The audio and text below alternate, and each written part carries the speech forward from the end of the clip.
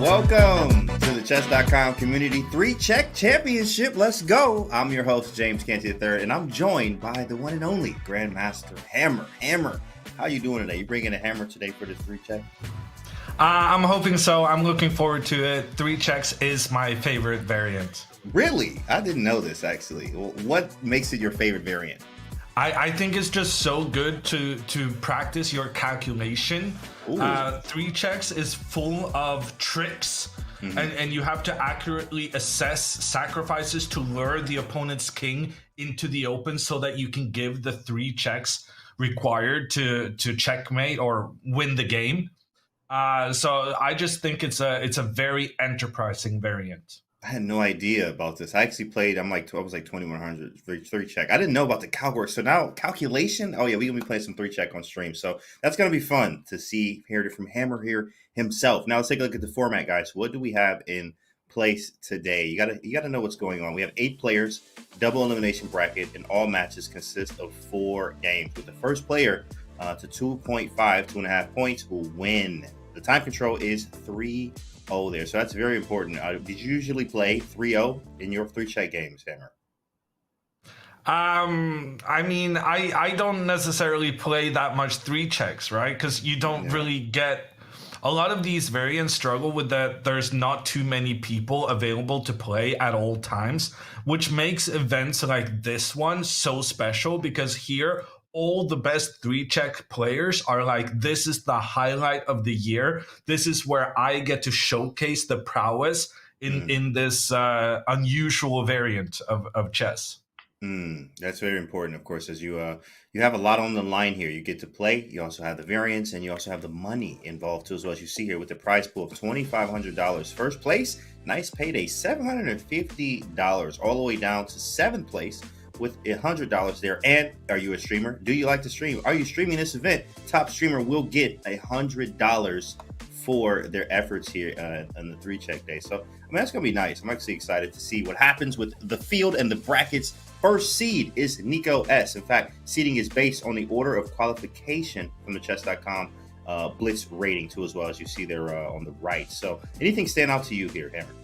Well, so the first seed is the player who won the first qualifier, and then essentially the second qualifier, the third qualifier. So there were 8 qualifying tournaments yesterday, and Nico won the very first one, where everyone is trying to compete together to make it into the final knockout day today. And to my mind, Nico is the favorite. He's not the highest rated Blitz player in this field, but he won the first qualifier, and as the first seed, he gets a massive advantage in terms of getting to play with the white pieces in the tiebreak game should it end 2-2.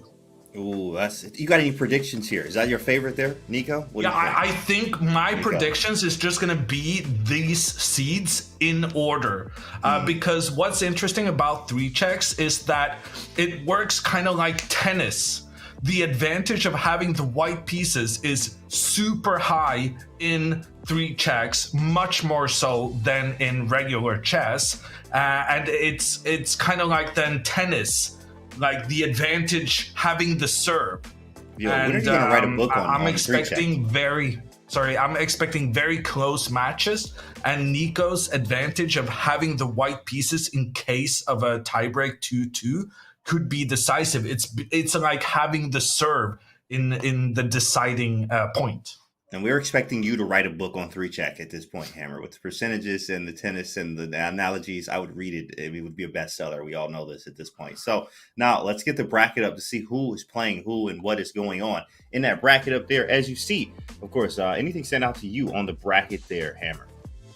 Well, we're playing a double elimination, so it means even if you lose the first one, you do get the chance to fight back. It's going to be closely contested, and I'm looking forward to it. Yeah, same as well here. As a double elimination makes it so that you cannot lose. Of course, you can lose. You lose one, but you're not out of it, as that single elimination does. It's kind of annoying, when you lose one game or whatever, you lose a match, you're out of it. But that double elimination gives you that second shot which is very, very important here, especially in a variant, something like three check. I've been liking the double elimination these days. What about you, Hammer? Yeah, no, they're cool, and I also want to point out that you were saying, is there anything in particular you notice? No grandmasters, no Mm. grandmasters playing today. There's one international master. There's more titled players than non-titled players, but the favorite in my mind, because of that first seed, is the non-titled Nico. I'm always looking forward to Yoseph because he plays in all the variants. Like every one, him and who's the other one? Dragon B70. They always play in the variants and they do very well. So I just want to see what he does there. I'm definitely taking a look out for Nico too as well. But we're going to be following all of them today. Chat, can you make your predictions, chat? What do you think? And what is your three check rating? Do you like three check? Let's hear from you in chat. I play a little bit of three check, but here and there. So but we have games coming up. So, of course, first game we're probably going to be looking at here is Vasilios versus Yoseph. Then we have a Jesse versus Teao. So, all title matchup there. Nico, again, as you mentioned, is not titled against Javier. But yeah, I think he's a favorite, as you said. So, we're going to take a look at his games too, as well, all the way down to Arian and Motley, who's an FM with 2100 FIDE or 2100 what is this? Three check rating, not FIDE. So I spoke about it briefly earlier, and I'll reiterate that point that in these three check games, it's very likely that we have a high percentage of wins for the white player. wow. Whenever it's not a win for white, that's a huge advantage for the player who essentially managed to break the serve. That is interesting here. I'm going to that's so cool. And I never thought about it that way. But of course, white, you have the advantage with the white pieces as usual. And then you get to three checks. I was watching a little bit of Bach yesterday. Benjamin Bach was playing, and I was catching a few streamers. And it is interesting to notice how some of the combinations and tactical vision that you'll have to see with tactics wise to not be checked, to place checks, to maybe give up a check so that later I can get these next two checks. And the back and forth, as you notice or as you mentioned with the serving, is very important to see here. So I'm curious to see what strategy will be like, and maybe we'll learn some things today. It's some three check, high level three check. Yeah, and high level is the key, like you're saying, right? So these players will know a lot of three check openings, which are special to this variant of the game. And, chess players, they are crazy. They will analyze their openings. They will explore a lot of different scenarios. And I'm expecting them to play very, very quickly for the first 4 or 5 moves of the game because this variant is so dependent on surviving the start with the black pieces. And we know, Hammer, that you have a book coming out on three check. What are the favorite openings? So what are the opening choices that we know for white and maybe even for black too as well that gives you maybe some advantages or things to hold? Well, for white, it's going to be about getting that king's pawn out, which we see here Vasilios has started with. Oh my gosh, look at that. G5. I have no idea what we're looking at here, guys. I mean, openings go right out the window. That is an amazing move. So the first move from white was trying to open up for the queen and bishop to somehow give a check in towards that black king. That pawn moving forward on the side, I have no idea what that's about. Never saw that before. Don't try that at home, Jet. It really showcases how important it is to have the initiative. Look at him bringing the queen out early. Yeah, this is breaking all the rules here, guys. Do not pay attention to the openings here. Do not try this stuff at home. But it is definitely fun to watch, as of course maybe he's looking to grab a check here on F2 at some point. I'm not understanding what he's planning with this. What happens if you just push the pawn up in the middle? Is black planning to sacrifice the queen is what I'm wondering. Oh, that is a check. That's so ridiculous. Maybe I could take on C3 first even, or even a knight D4. Sack the queen, hit F3. But I mean, it's very risky. I am giving up the queen for that, but very possible. Queen F6 is an odd move, but it has Vasilios thinking. And I mentioned that It's a big advantage having the white pieces in this variant, and I think the strategy chosen here by the black player Yoseph is brilliant, because he's trying to play something that his opponent will not have studied in advance. So he prioritizes confusing his opponent over necessarily playing the objectively best moves. Brilliant, in fact, and he had me having the black pieces. You said the serve, which is very important, as you see in tennis, and also the time, using the clock as a piece. As I love to say, is he's up some time here. Not a very sizable one, but being up time is definitely important. Queen e2, getting off the back rank, maybe looking to go this way. Yeah, I'm feeling like G4 here has to be played by Play. black, just really trying to make the threats on white's position before white gets to castle the king to safety. In fact, I think white should castle now, potentially, even though rook up on the side of the board is tempting. Ooh, he Play. does go for the rook, so now there's going to be a queen sacrifice. No, Maybe here. He might I sack here, but really that's thought. great. Oh, that's two checks. Oh my goodness. I mean, listen here. I know this is crazy, but that's two checks, and then you need that third. He says Queen D3, not today. Yeah, I don't think two checks would have been enough to give away the queen in that situation. But Vasilios just says, I'm not taking any chances. I'm just going for the queen trade here because I have better placed pieces in general. And even after the queens get traded off, there's potential of bringing the white knight in to give some checks on the king. And look at this. The king moves away so that the knight can jump in to black's half of the board afterwards. And as a response, that black knight, the white knight, is taken off the board. Here we go. Knight takes D3 is incoming with a check. Of course, obvious move. Bishop back to D3. 97, moving very quickly here from Yoseph here. I definitely have to commend his speed, as the man is moving very quickly, trying to use the clock as a piece here. No checks has happened yet here. Knight G5. Strong move with the intention of rook takes. And he wants to get the rook into the middle in a position to give a check on the black king. Vasilios really needs to speed up there. This has been a fantastic black game from Yoseph so far. His chances of surviving this black game is very high, considering Vasilios' time difficulty. Absolutely. As Vasilios has to string together some moves, he does have a better position here, it seems, but he does have a check. There's one. There's one. Takes, and I didn't have to sacrifice too much. It's only one check, and now it's going to be more difficult for Vasilios to make the time situation. There's no doubt Vasilios is winning this game on the board, but what about the situation on the clock? That is correct. 30 seconds to a minute here. Here we go. Rook takes F7. Ooh, the black rook trying to give some checks, but doesn't necessarily matter. Black has a potential for two checks now, but sacrificing the rook, but giving up a rook is still a big deal here. I could do... I don't know. Yeah, B3. Okay. White needs, B3. Yeah, get that king off the back rank. Exactly. Great move. Exactly. Now D5 is a nice move coming. Takes, no checks. And you got to block with your white pawn here.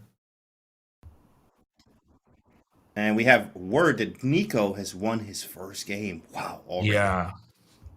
I'm telling you, he's the favorite in this field. That's crazy. We got to, after this game, we'll go check Nico, see what's going on. Nico, see his opening choices, what's going on there. No checks. This one is an interesting imbalance. Of course, yes, I have the extra bishop, but it's about the checks, which, I mean, of course, having an extra piece will help me in trying to do just that. Rook takes D7. Ooh, nice, I guess. That's one, and then maybe he'll... Oh, my goodness, he can't block, so he gets the rook back. What a tactic. Oh, he hit him with check. The two-piece. Check. Vasilios gets there with 10 seconds remaining. He was winning throughout the game, but honestly, his time usage there was a bit sketchy, in my opinion. Absolutely. I agree. The time usage could have been better there, which caused him to make a mistake, and it's over. He wins there. Let me see. There's another game. I'm looking for Nico's game. I'm trying to find... Oh, here he is down here, I think. Here we go. All right, so Okay, so Nico. Nico with the black pieces. Having the black pieces is supposed to be an almost impossible task at this level. That's But crazy. but he does have an extra. He does have an extra knight here with no checks for either player, and Nico has a check available. So he's both up a knight, and he has a potential sacrifice of the bishop for a check. He sacrificed the queen instead here. That is diabolical. What happens after knight takes d4? Bishop takes. Was there a check plate already? No, no check plate already. So Knight takes bishop knight, then takes queen takes bishop. is the idea here. Queen takes. That's a very sick move. Knight d4 was nice. That's a great move. That's a very good move, dude. Nico is about to win with black pieces. Dang, Nico. That's going to decide this match. It could be over 2.5, and then now you can't move the knight here. I think white has to attack. White has to continue with the knight forward. Let me just take But then maybe just moving the king? e6. Ooh. Hmm. That's a nice move. So pawn takes. Idea is bishop b5, and what about f takes? Oh, he just castles, but that's a check. There's one. Well, it's two checks, potentially. Potentially, yeah, with queen e. He's going to hide the king in the corner. Yeah, I could definitely get away with this idea here. So lots of ideas here. Javier on the move. Yeah, but I can see two checks, but I can't see the third check. The third, okay. Here we go. Maybe white's knight can get involved somehow, but the thing is the black king is going to hide on the dark square in the corner, and a lot of white's checks are with the pawn and bishop moving on the light squares. Yeah, I can see this two checks, but yeah, that third is like, where is it? And he's saying the same thing as he goes down under a minute. Yes, you can get a second one, but it's not enough. Can we get this? No, it's not enough. It's not enough. Which means black will, in return, Nico here, trying to convert. Almost at 30 seconds, Javier's got to move. He plays queen e4. He's going to sack the queen and then try and come in with the knight. Yeah, it's very, very logical. Very logical. Because that also forces the black knight back from its attacking position. Yeah. Oh, queen h5. Nice little. No, that's terrible. Why is he giving away a check? Okay. Takes. He could get, I guess, one back, maybe. There it is. There's a check. Got to take. I take the I don't knight. like that queen move from Nico. Now a white rook can get into the game. Oh, and that could be diabolical. That could be it. Bishop takes f2. The knight has to go back, but then the rook can... Here. But that doesn't really help. I go g3 or something. Maybe even f... No, not f4. That's not good. 18 seconds. That's a good move. Maybe just pawn takes pawn. Maybe just pawn takes pawn. How do you get the bishop? Oh, is this just GG? Hey, there it is. Pawn takes. There's also this You idea. can prevent the white rook from getting one of the two squares in the middle. Oh, yeah, that's it. And maybe c5. No, but That then sucks, but the e5 square for the rook. Oh, takes, and then rook e5. Jeez. 12 seconds. So white's rook is getting to the H file on the right side via either the e3 square or the e5 square. There you go, guys. Javier. And what's the score? That queen move to the side, I think was terrible from Nico. I think he had a very promising situation there. Okay, 1-1. Nico's up 1. I'm kind of said 1-1 like Javier already won. But he's trying to. 11 seconds, though. Gotta move. Desperados seem to be the thing. Oh, yeah, this is no way out. 57, H3, kicking the knight. Okay, wait. Whoa. Wow. Right. Wow. It's exactly the reaction. Wow. Well, now the rook can move up 2 squares. I don't know why he's resigning there. Yeah, same. Resignation. He 1-1. could have fought on a little bit. Especially with the time. There's no increment. There's no increment there. So, all right, let's move on. Let's see what other games we got available here. We haven't checked out Jesse versus Teao, another title matchup here. What is going on? Whoa. The white king is exposed in the corner. Have we had any black wins so far? That's a good question. Production, are we able to see Ooh, it? we have one match that ended 2-0. So clearly, or not ended, but Oh, no. Matfei has managed to win with the Okay. black pieces Nice. against Aryan. Okay, so white to move from Jesse, Queen D3 with a 2-piece coming up. Maybe a This is third, a big actually. game. That's Black a already mate. has a check. That's like 1, 2, 3. Black already has a check here. So how do we get the next ones? This is a nasty threat. It's like a mate threat in a way, basically. 1, 2, 3 here. But how does black stop it? Maybe G6. No, but also there's the bishop in the middle that's under attack. With 95. Yikes. Yeah, no, this is just GG's. GG, right? Yikes. Can I sacrifice? No, no good. He goes bishop f5.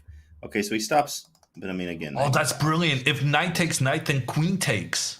Yeah, queen takes f6. Beautiful idea. Defending, attacking. I take, you take. A lot of stuff hanging here. Using his time wisely from Jesse. This variant is just crazy in the calculations. Yeah, you have to calculate so much, guys. More 3-check, guys. Look at that. More 3-check at home. He takes with the queen. Bishop takes queen, bishop takes queen, bishop takes bishop, bishop takes bishop. And This is looking good for black again, no? I agree. I do agree. Oh no! Bishop takes queen. Knight, bishop takes queen. Bishop takes back, and you threaten another check. Oh, here? Yeah. Oh, wow. Let me actually go back to. Let me fix that. There we go. Okay. Bishop takes, check. And then you have a knight g5 check, too, as well. After bishop takes d3, which is played, takes. There's a check. And 2 checks, if possible. Gives up 1. What's the check? Well, he has to go hide in the corner. Yeah, king h8. King takes would be knight g5, and basically. I don't know why. That's it. What is he doing? Exactly. I think he forgot. Sometimes I think he forgot that knight takes knight was a check. Yeah. I think he thought it was only 1 check for white so far. I thought the exact same. I think he literally just forgot. Sometimes you forget the variant. I did that with what is that, King of the Hill? And I'm like, oh, what is he doing? Why is he running his king up? And I'm trying to mate him, and then he wins. And I was like, oh, shoot, stupid variant. You know, it happens. Okay, Nico.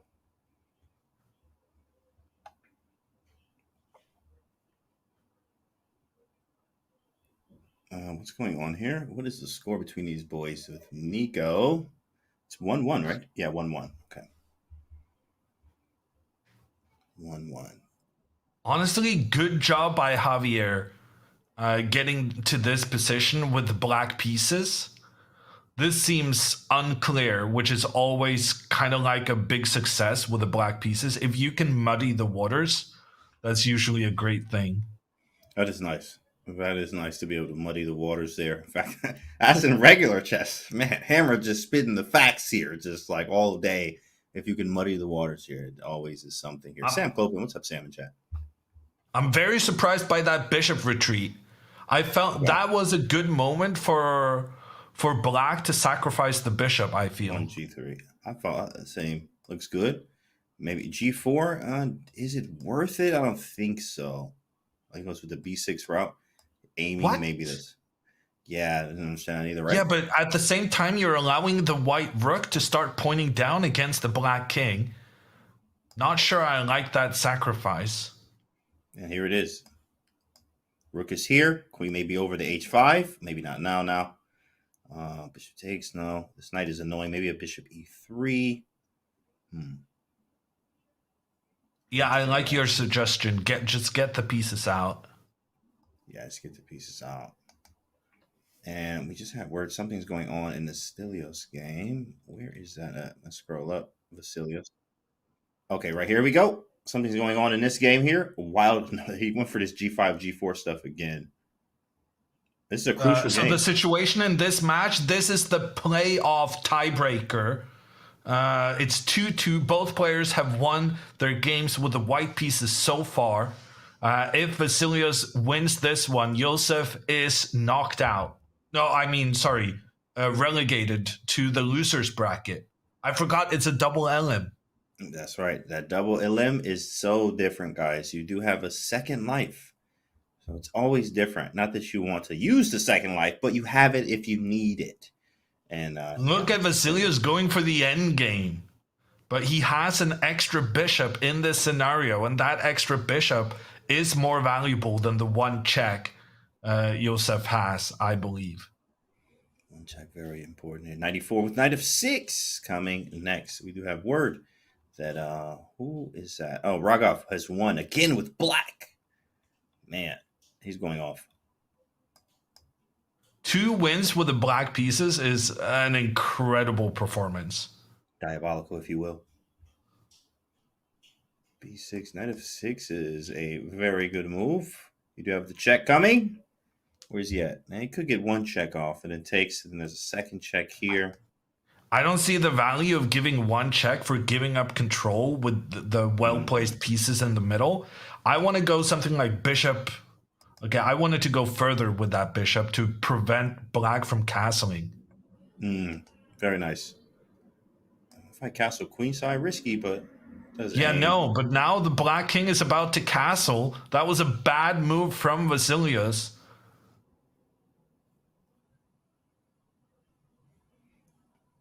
Castling queenside, maybe. Just maybe there. Okay, so he's he's just giving up a knight in the middle, but that knight, if captured, allows potentially a queen sacrifice down the middle. I like the queenside castling from black. White gives up the central knight in order to equalize the check score. One check for each player so far. Bishop to b5. Queen is short on spaces. Queen c7. Ooh, this is ugly. Yeah, no, this is not good. This is quite clever from Vasilios. Looking The threat is queen to c4 check. If the queen moves off the same file, maybe honestly, maybe he should have moved the king instead of capturing the knight. Can he sacrifice the queen? How about knight to e7 here? That's maybe too much. You need the queen to be able to give a check on the opposing king. Queen can take back in the middle, and then you sacrifice your queen on b8. That was a mistake, I think. Although it's probably good enough. The black king is really struggling to hide here. No, this is good. This is good. The pawn is threatening to continue giving a check on the king. And if that's avoided, now you bring the rook in. Very nice.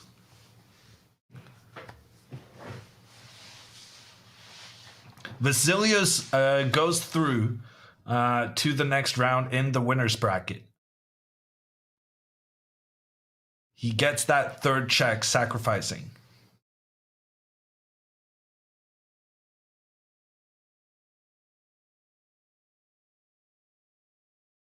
Did we lose James? Oh, we did lose James. And the bad news is he was controlling the board. But here we have a new one, and it's Nico with the black pieces. And Nico actually lost as white in the previous game. So he is about to be knocked out. His serve was broken, to use my tennis terms. And now he's in big trouble. So far in this game with the black pieces, though, Nico already has 2 checks, and his opponent only has a bishop in return for the 2 checks that Nico has. Both players getting low on time, approaching the 1-minute mark.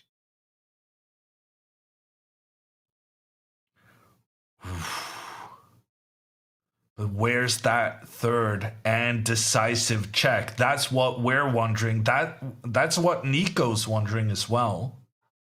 And he's not finding it. He spent over 30 seconds on this move now, trying to bring his queen in.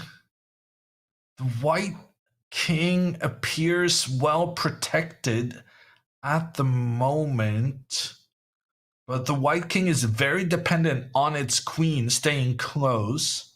Ooh, the white knight comes in, threat to the queen. And it's not just a threat to the queen, it's also a threat of capturing the queen with a check on the black king.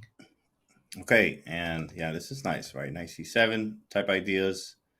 It is on white's move. Maybe I just take. It also bishop e6. Yeah, this is nice. Bishop e6. Queen c5, I would say. Ooh, queen c5, even stronger. I think knight c7.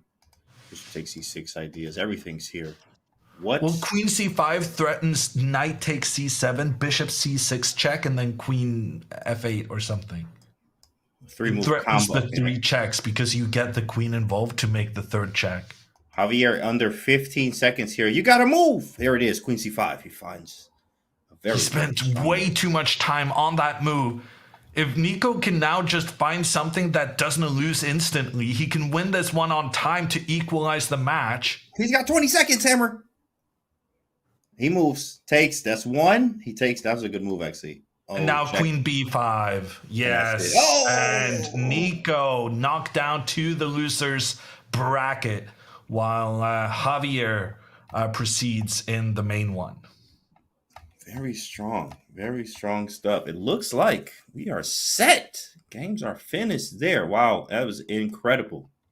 Incredible first round of matches there, I think, to kind of, get the warm-ups going, get the jitters out, as there is more chess left because obviously, you have the losers bracket too as well, where you can make your way all the way through and challenge, obviously, the big dog or whoever that is at the final there. Anything stand out to you in this first set of matches? My guy Nico, he lost. He lost one of the games with the black pieces and got punished for it. We had one player who managed to win both of their games with black, which was incredibly impressive. My new favorite to win it is Matvey Rogov.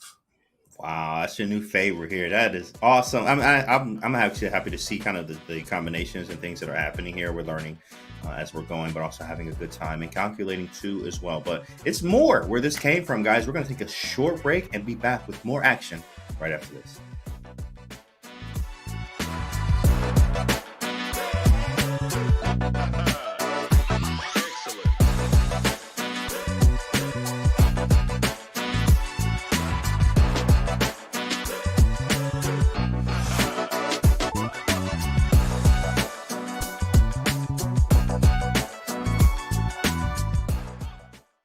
Wear your love of chess on your sleeve with all new apparel and accessories from the Chess.com merch store. Maybe you simply want a clock that will never run out, or a mouse pad that will finally unlock your speed chess potential. Whether you play chess to get energized with your morning coffee, or play into the wee hours of the night and witness the occasional alien abduction, we've got something for every king, queen, and knight in shining armor. Even gift cards for your loved ones who've caught the chess bug. So check out the Chess.com shop for apparel, accessories, and more. Grab your favorites before they're gone. Do you think you're stronger than Magnus? No. True. Do you think you're stronger than Hikaru? I think I can reach a level at classical chess in which I will have a higher peak than Hikaru. True. You do have confidence. Yeah, of course. I've been in this business for years. So have you ever cried after a chess game? Yeah, for sure. True. Yeah, it's not like I lost, no, it's more like, last time I remember I really cried. It was at a tournament. And the fact that it was a tense tournament and I played many games, it contributed to that, but I didn't cry actually about I just got very emotional over something I would normally not cry about, I think, but I just kind of. Do you think Magnus is the greatest chess player of all time? It's for sure between him and Kasparov, I think. I honestly, Yes or no? I haven't studied that. No, but I haven't studied that question honestly, and I think that probably by the end of his career he might be. But I really haven't studied. I think you have to study Kasparov and Carlsen in detail, the length of the reign and all this number of tournaments.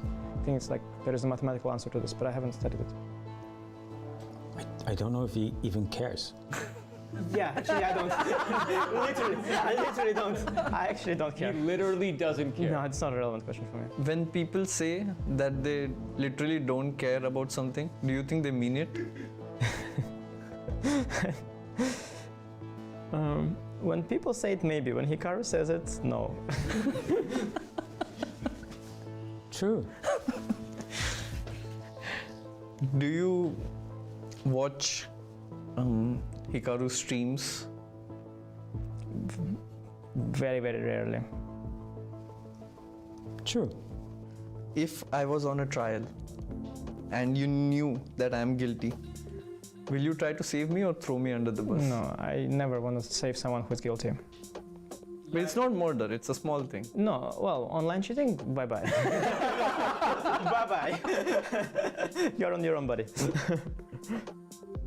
True. Damn. I No, but cannot for me, count truth- him no, as a but- witness. No, yeah? no, but truth, for me, truth is above other things. Like, You just lied 5 questions. no. That was my truth, not your truth. Your truth is different.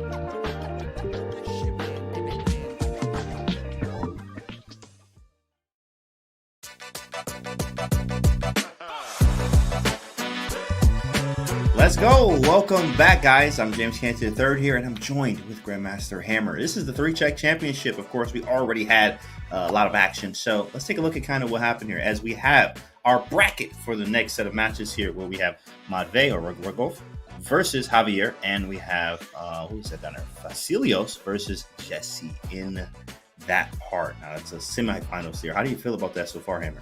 A big match up there on the upper side with Javier versus Matvey.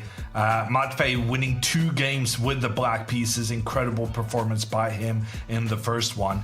And then we just saw Javier take down Nico, who was my presumptive favorite to win the whole thing. So that's a big one who can get through there. Well, Nico still not out of it, as we have a loser's bracket, guys. We do have a loser's bracket. What does that mean? Of course, it's double elimination. You lose once, that's okay. You have one more life. And as we see here, we have Nico versus Aryan, and then you have Yoseph versus Teao there. So games are about to start. In fact, I already see them starting right now. We're going to pull up Nico versus Aryan. That one is a heavy matchup there, as we see on the screen already. Some crazy stuff, guys. Don't pay attention to these openings. Do not try this at home unless you're playing 3-check. But on the other hand, if you're playing 3 checks, probably you're ahead of the meta right here. Bringing the queen out early with the black pieces. We've seen that before, but he's forced to go back. I actually was going to play King D8. I thought that was a little slightly fun, but I guess he had D4 or something. Oh, and wow, Nico gives up the knight for a single check. I do not like that decision at all. I agree. Those 1 checks there were, okay, later on, yeah, you got that 1 check, but it is just that 1 check there. You did give up a piece for it, and black can be quite solid. Maybe try to get castle, something like that. This has also helped black develop their pieces, because the queen is actually really well placed, pointing towards white's king. With lots of possibilities, some type of Tamanov or Khan type Sicilian here with the knight on h6, which is rare. But we have some type of Sicilian in a 3-check, as it looks like here. Kind of crazy, but at the same time here, anything is possible. Here it is, bishop d6 and g3. I still like this for Aryan, who actually scored 0 points out of 3 in the first match. This could be him getting on the scoreboard, and then doing it with the black pieces is quite impressive in this variant. It is. In fact, as knight h2, what a move. That was really strong. But okay, maybe I take back. Okay, yeah, no, well, now he's no longer up a knight. I could just go here, though. Maybe king g2. No, I would just take the knight with the king, I think. I'll just give him the check back. Just give him one back. Then that could be potentially two, but not enough. Yeah, he says give up. Oh, that's terrible. He's giving away a check and allowing a trade. I do not like that at all. Yeah, he couldn't do it that way.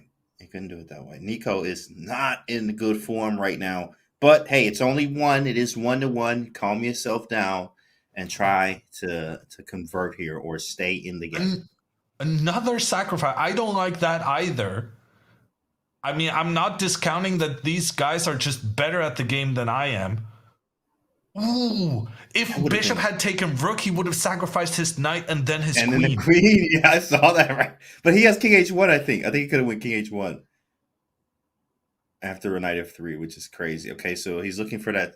Wait, what? I just take? No, it's the third check. He's done it. Oh my With the queen joining the game, Nico resigns. Aryan is on the scoreboard and he's taken one down with the black pieces. It's impossible to prevent the black queen from giving a check on the white king in the next move. If the king moves away, then the queen gives a check on the right side, on the open file there. Sam Copeland in the chat. Queen c4, game over. Wow, that's crazy. Let's take a look at Matvey. Oh man, king h2, queen h4. Yeah, right, Chad? That's crazy. Whoa. I was completely wrong about that second sacrifice Aryan made. That was brilliant. Oh, yeah. Man, you learn a lot here today, guys, as this format is incredible. There's bishop h7 check. Wait, there's a two-piece right there. What's the count? Okay. He's only at one. So he does have a two-piece. Wait, is that it? Oh, no, he takes with the rook. I think it's over. I think black is winning this. Javier is taking Matvey down with the black pieces. There's just too many white pieces currently under attack. I don't think it matters that you're about to get a second check because you're also allowing the black queen, the black rook into the game if you sacrifice your knight taking black's pawn. That is scary. Takes. And then, well, you can't take because that's too many checks. It'd be queen h4 and you lose immediately. So you would have to keep the knight here, which means I kind of move the queen away. Yeah, but then the knight can give a check. That's another check there. 1-0. Queen d3, so knight g2, and I run for the heels. Maybe just queen takes knight. Okay, or maybe give the check and then queen takes knight. I gotta probably go here. Even king f1, but that's super easy. Matvey might just as well resign. We're seeing so many wins with the black pieces. Everything I said before the start of this tournament is kind of not checking out. You have to write another chapter in the book there. It's like, well, if just in case, and then like a just in case chapter. So you can. And now the knight back, and that's the game. Yikes! Wow. The knight is going to give a check on h3 next, and then the queen coming in for the second one. There it is. There's knight h3 now is two checks. Queen c1 for the third. Queen c1 and done. And Javier with a dub. Wow. Very strong stuff here. And we have another game still going. Teao and Yoseph.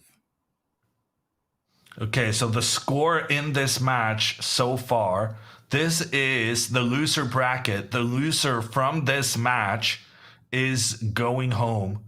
Right now, the score is 1-0 for Teao, who managed to win with the white pieces, as you are expected to. And then it's up to Yoseph to copy the serve here. Yosef is trying to copy the serve here. Very strong. He plays in literally all of the community championships when it comes to all the variants. I've seen him in all of them. Yosef is very strong here. 3,000 rated blitz as well. But was able to go down to Teao. Very strong FM as well. Who won with white. So let's see what happens. Very important game here. I really like Teo's opening. I wonder how this came about. He's given up a pawn, and his bishop is absolutely awful. The light squared bishop.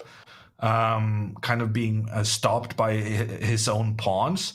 But at the same time, black has much better development than what is normal for this variant. So now we have some maneuvers coming. And what is the check score? Zeros for both. So this is a very, very strong idea. How does black counter it? Of course, as you mentioned, the development or lack of. I would go b6. I want to get that bishop involved, working together with the queen. Oh, yeah, to get a nasty check there. Yeah, we've got to get some pieces out from black, definitely. Maybe it's See what not he plays. enough. B6. Maybe just move the knight in. No, because then there's a sacrifice. Oh, yeah, B6. Okay. Being black in this variant is such a difficult task. I mean, wow. Like, it feels like you have no good moves. He's eating up clock here. He feels the pressure. There's like, what do you play? This is ugly, man. Castling immediately, you just, made it 3-check style in a way. Yeah, it's just tough. Maybe castles 94, bishop e7. Well, castles, then the knight can sacrifice itself in front of the pawns, right? Yeah, maybe here and there. And he sacks. There's something, but the rook's open now as well. There's a lot of pressure on black's position. The activity of the pieces plays such a big part in this game. Opening up for the rook was, it wasn't going to work. But then again, nothing was going to work at that point, in my opinion. You could go with a castle. I think Yoseph has this one completely under control. Knight in the center now. Yeah, this is just very, very good for white. That queen is such a beast. Yeah, dark square weaknesses. You just got to watch out that the king is not checked from the side by the bishop, and you're golden. Okay, so I took with the pawn there. Interesting. Was it wrong taking with the knight? Takes. Watch out for There's the one. There's 2 and 3. Oh, that's over. Hit the button. Ugh, there it is. Boom, boom, boom. Nice, Yoseph. The equalizer, Yoseph edition. And whoa. This is Bughouse tricks. Shout out to the Bughouse players out there. Man, you just sack and put a knight on G5. Definitely love me some Bughouse myself. Do you play any Bughouse? Yeah, for sure. He just let his queen be captured. Sometimes you do that in Bughouse too, though. Like, it's getting rough out here. Don't let it happen, right? This is a different format. Could you really not capture that knight? I mean, it seems surely like you had to test it. Right, you had to, because look at this, right? Or lack of, the development was not there. You're down a queen for nothing. Yeah, definitely. Just king h1 now. Definitely. Or there. Just avoid the checks, and white has an extra queen. There it is. Yeah, Ariane not looking good in this game here, as this is just a check. Maybe knight g5 has to be played. Black just has to move all their pieces towards the white king. That's the only hope. Look for something. Yes, it is. There it is too. And there's the check. And wow, that's actually nice because there will be a counter check. There's no way to actually stop the next check from even happening after pawn takes. Well, you can go into the corner, but then maybe just take the pawn in the middle. Maybe, here. Knight takes pawn, maybe? Knight takes d4. Alternately, you could try to go like pawn b6, just trying to open up for your bishop against the white king. But it's a bit iffy allowing your opponent to get a free check. It is. Yeah, definitely. With the white pawn progressing. I do like this idea of 96 or even castling now. Okay, giving us one. Yeah, that's a good move, castling. Now pawn to d4, I feel like has to be played. Here's the knight. Plays e7. He wants to check. Understandable. And maybe follow with d4. Yeah, no, e7 is a good move because it prepares the bishop check on the king while preventing the opponent's bishop from getting into the game. Bishop check. Automatic. King to the corner, maybe b3 in reverse. But I like the d4 move, as you mentioned, too, as well. So. Well, the king has to go to the corner. Got to make a move here. There it is, king h8. Got to get some pieces up. The score in this match right now, We did see Aryan winning amazingly with the black pieces. So Aryan is actually up 2-0. Dang, Nico just came in as the favorite, but it doesn't matter who's the favorite when you're playing 3-check. Anything and everything is possible. This is a very strong move, by the way. I'm not really seeing what it's doing.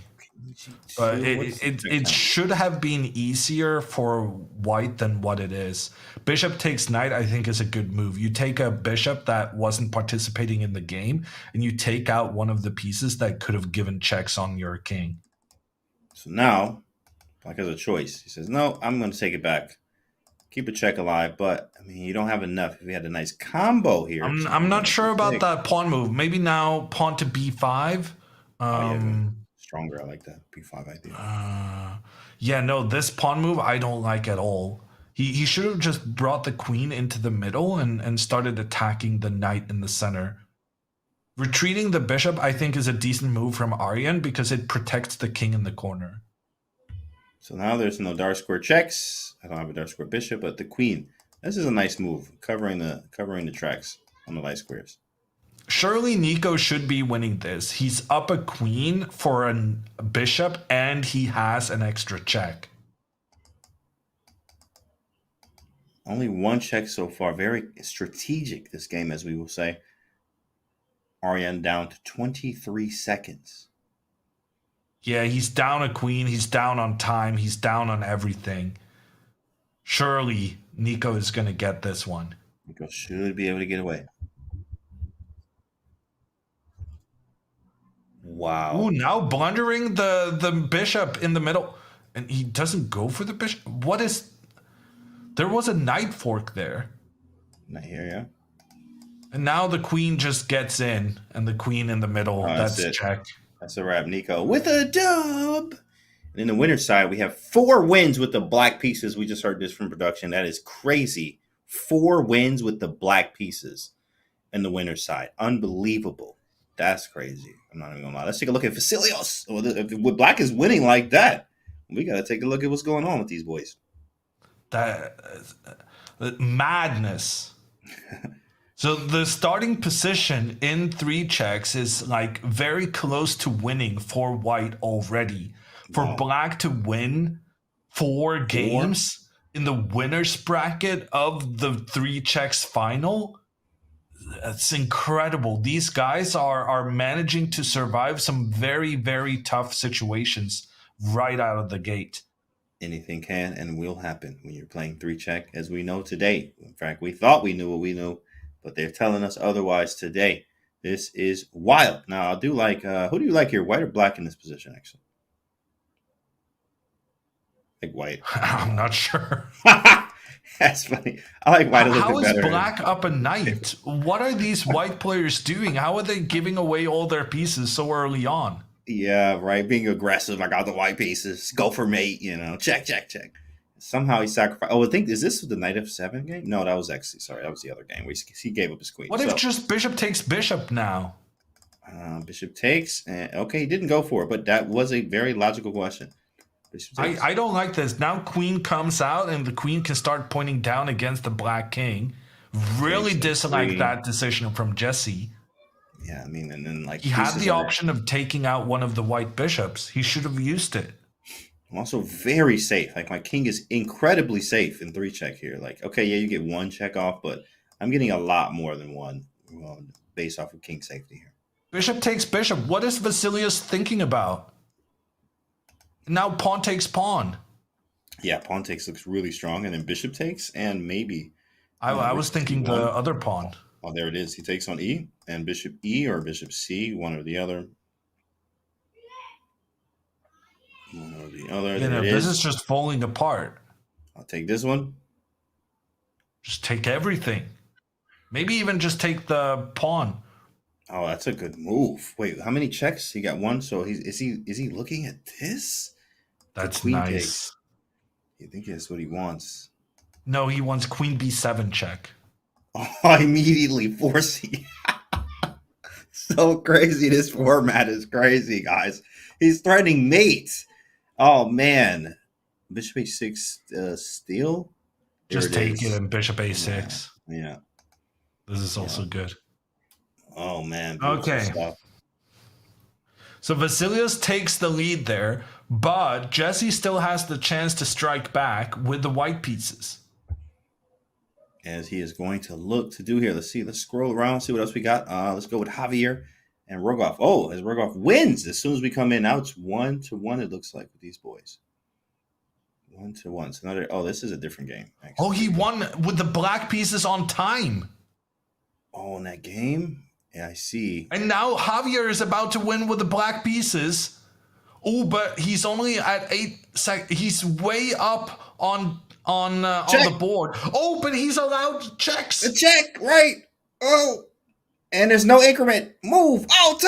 Oh, can't take it. Check. Oh, No. F5. Get him off the board. Anything can and will happen in this Javier format. actually legitimately just got flagged from a clearly winning situation. And with that, Matvey makes it into the winner's final. Matvey Rogoff. He gets it done. He gets it done when he needed it the most. Taking it to the winner's bracket all the way through. Look at that. Good stuff. Congratulations to him. We have Jesse and Vasilios here. Vasilios is 1 game away.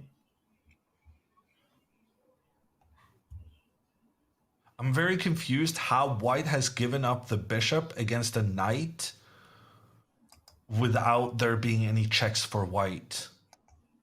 Oh my goodness. That is... How did that happen? Okay, yeah, we gotta go see that. I guess The pawn in the middle must have moved very late for black. I'm very curious to see how that happened, actually. Oh, okay. Okay, there it is, yeah. And here we are in the live position. Okay. As far as black openings go, this is a pretty good one for Vasilios. I'm very surprised by how rare it is that the players manage to kind of just do a knockout with the white pieces.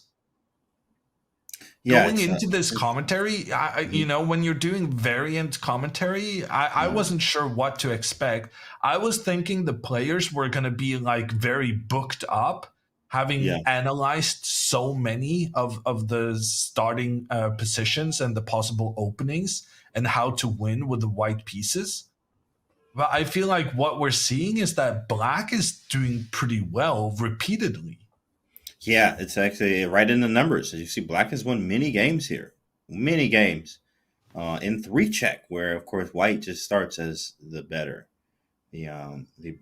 color here. But c5 on the board here, looking for checks. There's been nothing yet. So kind of a French-like structure in a way, but some weird French where you got the pawn twice on the c file here. French advance where you can... Oh, I have a suspicion that the white players are sacrificing too much. That's a good observation. Good observation. I just heard... In the games we've looked at, that has never happened. But we did just see an endgame where black had an extra bishop, which is making me think probably white gave something away. Is this just an error? What are we missing? Yeah, no, that's just a free knight. Yeah, it's just a free knight, huh? Okay.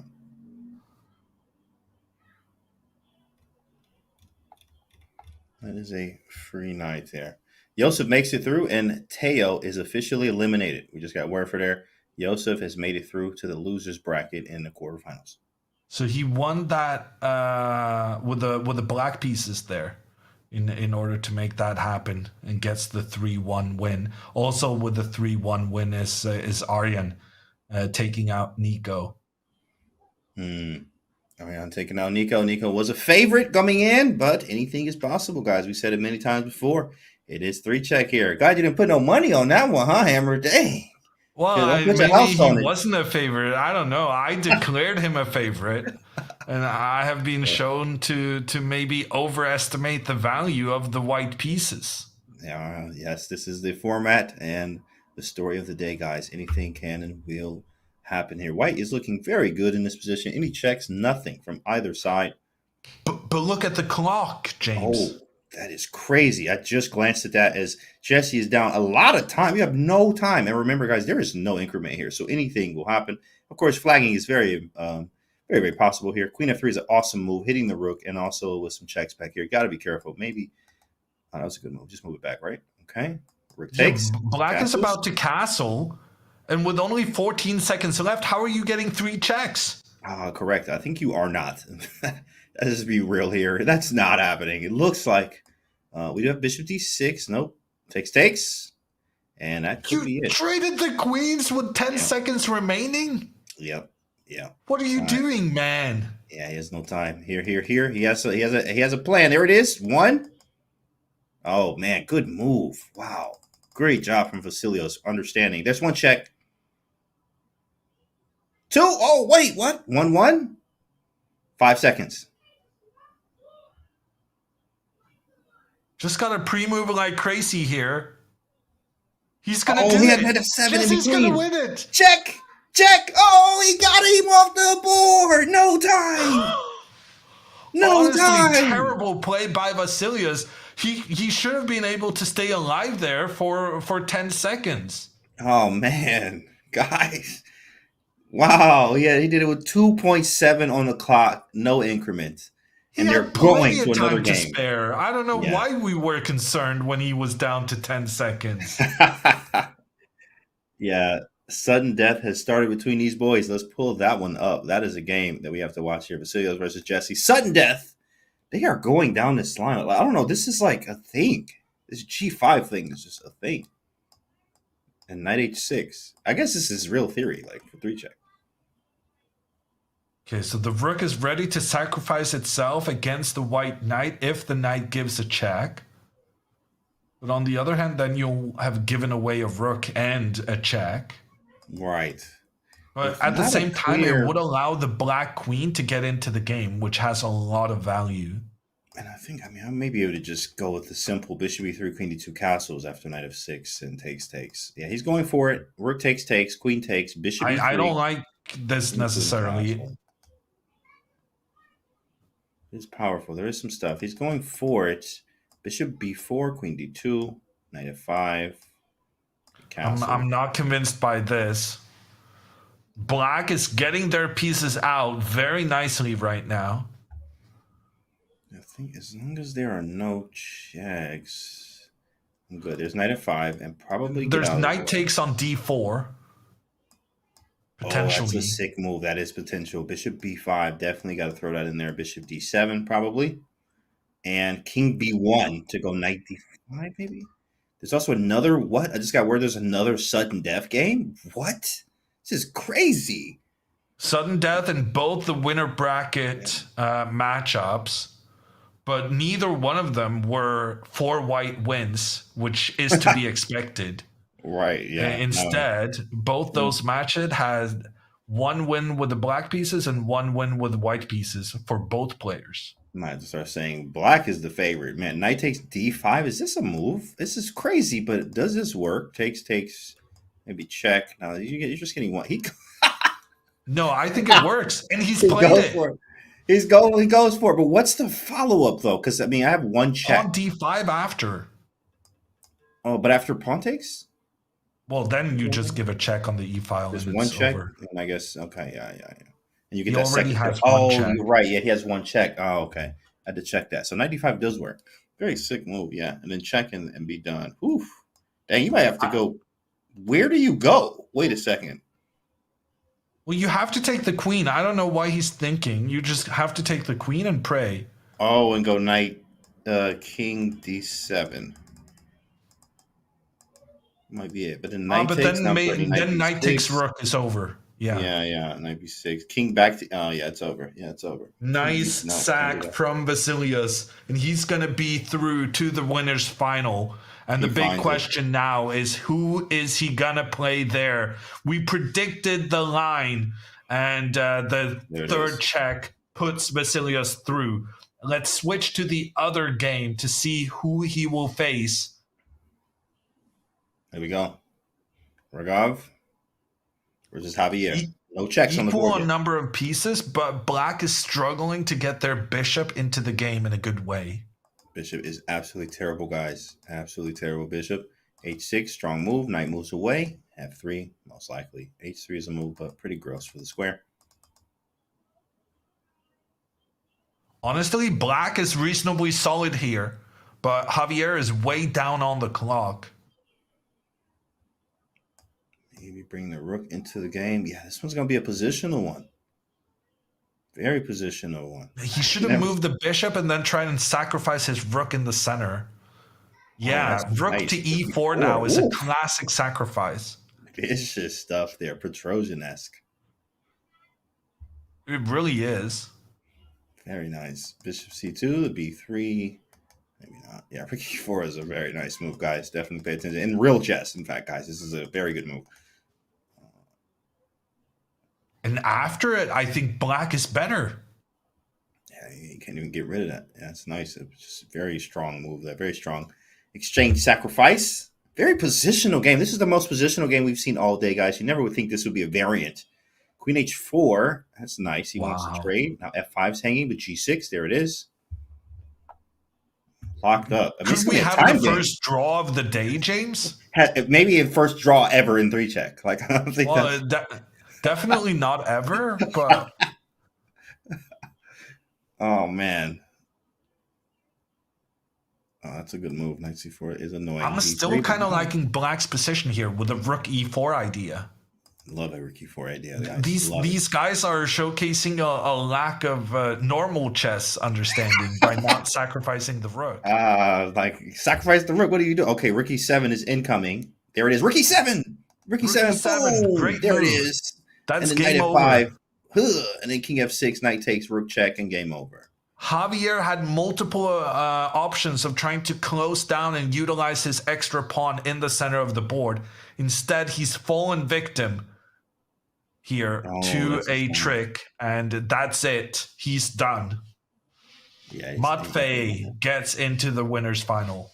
Matvey gets into the winner's final. That is amazing there. Wow, guys, there's so much going on right now. It's hard to unravel everything. So many checks. Make sure you're checking in with us, of course, and sticking around for more action, because we're going to take a short break and come back with more 3-check.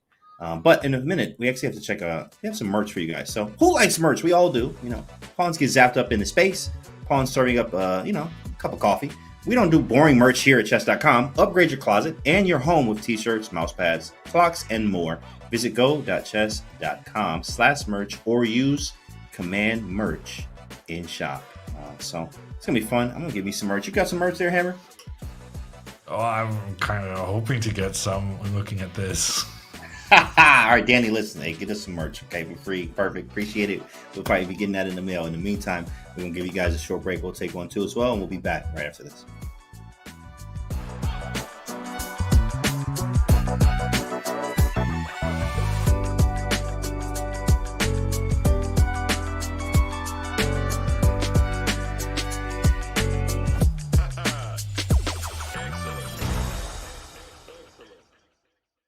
Ever since the chess engine Deep Blue defeated world champion Garry Kasparov in 1997, computers have been better at chess than even the best humans. Today, the margin isn't even close. Top engines play near-perfect chess, and playing against them is basically futile. But every now and again, there's a chess puzzle that stumps the engines, and us humans can solve it faster. Let's take a look at our first puzzle. So when we initially look here, the engine, as you can see, still thinks it's a draw. But if left for long enough, eventually it might find the mate in 8 sequence. So let's look at the first most intuitive sacrifice, maybe bishop f7. But then after the king takes back, queen follows up with queen h5, king g7. There's no real follow-up. There's no continued attack for white. So if we go back to the initial position, let's try that. Well, I already gave it away. Let's try that in a different move order, where instead of the bishop coming in first, we sacrifice the queen. As humans, of course, we love to sacrifice our queen. It just feels so good. And the king takes, and now we do the bishop check, and you'll see that this critical g6 square is cut off. So the best try for black is to go down here to king h8, and then we have a very quiet but deadly move. So we can bring in knight d2. not attacking right away, but is preparing knight f3, which, as you can see, would lead to checkmate. What black can do is try to delay this, maybe by pinning. We can just push here, takes, and now black can only delay the inevitable. They can try f4 here to try to give themselves an escape square, but we just go knight f3 all the same, king g4, and now we have the pièce de résistance, a quiet, subtle e4. Now they have no more moves. No matter what black plays, we have checkmate on the next move. Ooh, how satisfying is that?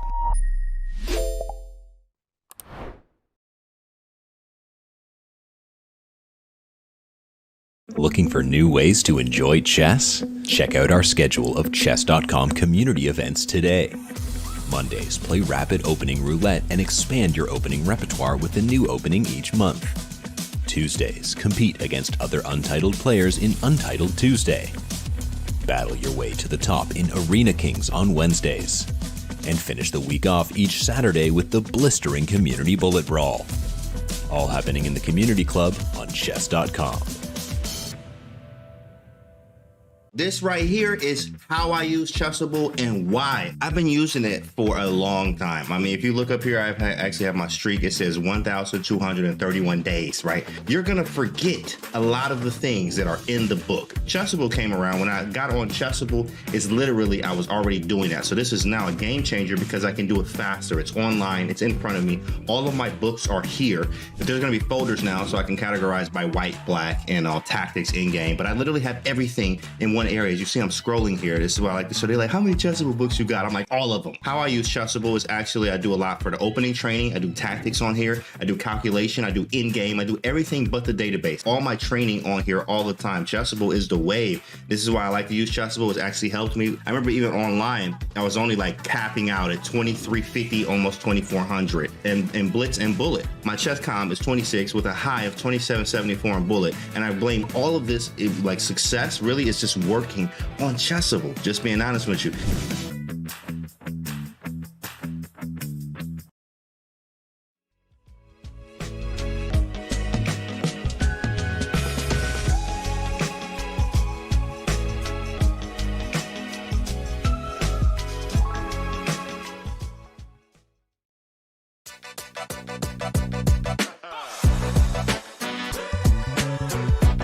Welcome back. We are here. I am James Canty III here with Grandmaster Hammer, and we're here at the 3 Check Championship. It's been a lot of fun and a lot of action going down. If you missed it, that's okay. We'll keep you upgraded here and keep you updated. Here we are. Now, we have 2 brackets. That first bracket is looking like the winner's bracket, as we have a big matchup there with Rugov versus Vasilios, and they both have been a force to be reckoned with, so that is a heavyweight matchup there. And in the losers bracket, well, we have 2 more matches for you to see who goes to the semifinals over there. We had Jesse versus Ariane and Javier versus Yoseph. Anything stand out to you? Any predictions, Hammer? Well, I think Jesse showed some weakness in that last match we saw from him. And Ariane was looking quite impressive against Nico. So maybe Ariane can make a rush here through the losers bracket and try and get back from what was a really bad start to the tournament. Well, yeah, I mean, anything can happen, guys, as we've said many times before, as the 3 Check here. It's a lot about that calculation, less about, your opening choices. Maybe, okay, opening choices do matter here, but, enough talk, man. Games are up. Let's go. Okay, so we got Vasilios here versus Matvey. This is the heavyweight matchup here with the winners in the winners bracket. So let's see what is going on so far. This is sort of just regular chesses-ish. Yeah, this seems like pretty normal play. Black has had to be a bit more cautious off the gate with their pawn in the middle to prevent any early checks in against their king. White gets the normal advantage of pushing forward in the center before their opponent. And I'm expecting that. Ooh. Okay, so white is sacrificing a pawn in the middle here. I like to do this when I play 3 checks, but it's... I'm assuming maybe he wants something with queen db3, but then this. So, yeah, he is sacrificing a lot. I mean, it's possible. It's nice going to do a big ring around the rosy here, but, I mean, it's possible. He didn't want any action there, so he moves his knight back to e7. I don't know. Maybe I Yeah, go in bishop those e3. arrows you were highlighting, Right, I'm pretty sure white would have a queen sacrifice in against that castle black king to Ooh, like lure it that. out into the Knight open. g5, yeah, all kind of stuff. So he wasn't into that. We do have some Greek gift kind of possibilities here. He's actually wanting to capture this, not allow I it. like King knight d4. g5 here, maybe. With bishop Okay, takes. queen up also seems sensible. Yo, let's look at this sacrifice. Like, it's possible. It's a very risky. A lot going on. Maybe bishop h6 immediately, or like queen d4 is kind of vicious. Where is he going to Oh, go? it's actually working. Conti, What happens? it's actually working. If What pawn happens? takes pawn, the queen Okay. will sacrifice itself. But king takes. Bishop h6, right? Yeah, and And then then king king back. takes. No, Oh, because I thought if he was king taking. takes, then knight h4 is over. Oh, with knight The f5. thing- Insane. Okay. The thing about the knights is that the knights, you cannot prevent a check from the knight because it jumps. So you can never kind of get something So in as it between. takes bishop h6, king h8, knight e5. No, he has king g8, but then knight u4, then king h8. Oh, no, he can't do it. Something. It seems like it works. It just seems like it works. Right now, to me, it's looking like that king just moves back and actually stays alive. And this is precisely what Vasilios G8. is calculating right now. No, that would be three You checks. can't He has to go into king the G8. corner. Yeah, he has to go king g8. You're right. Queen takes, bishop h6, king g8, and then there's nothing. Okay, Vasilios has decided against it.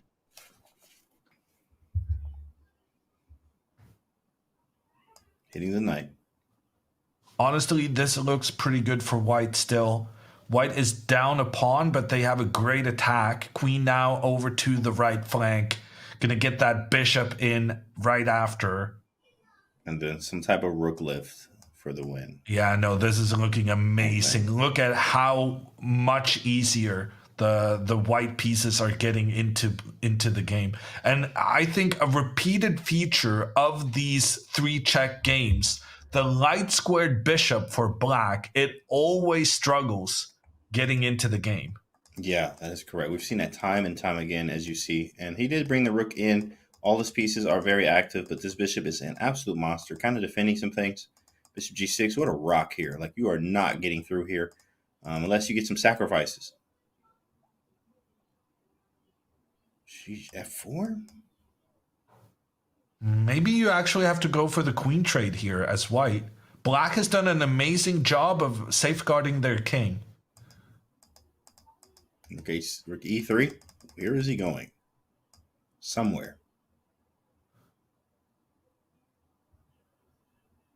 That's a good move.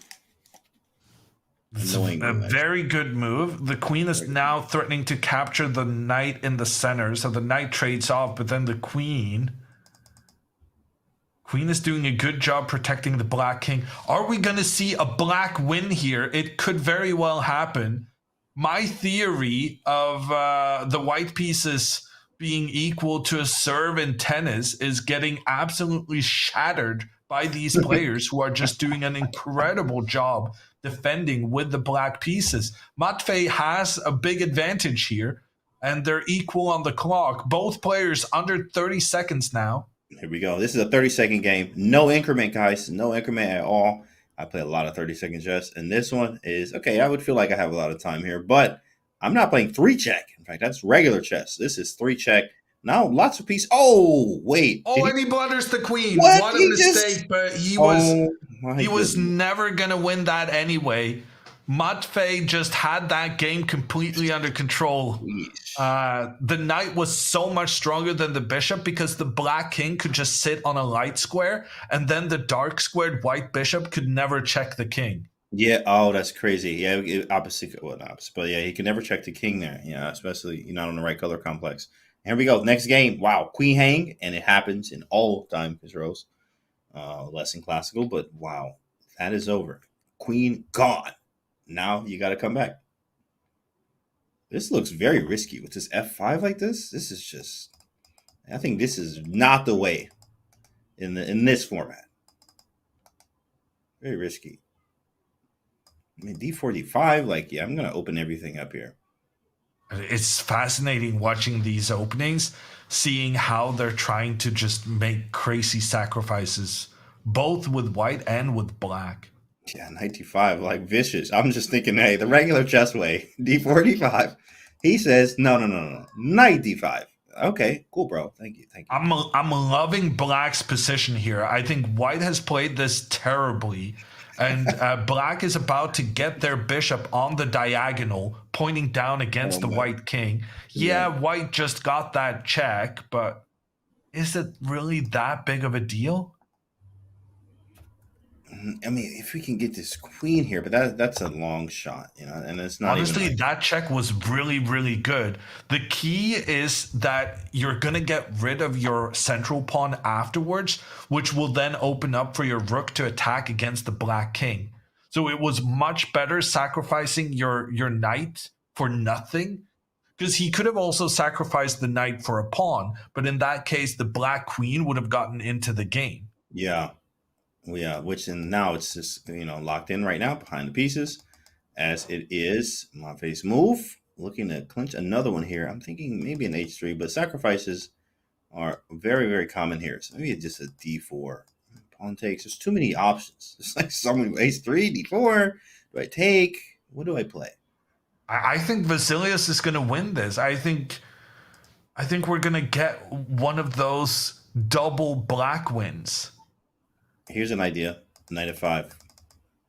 Knight c7, bishop f7 type stuff. He said, no, not today. I'm so confused what this knight move is doing. He was trying to get this off, but now what if I just take it, bro? I guess, I'm confused now. I understand with the bishop here. Oh, take, then pawn takes, and you open up through the center.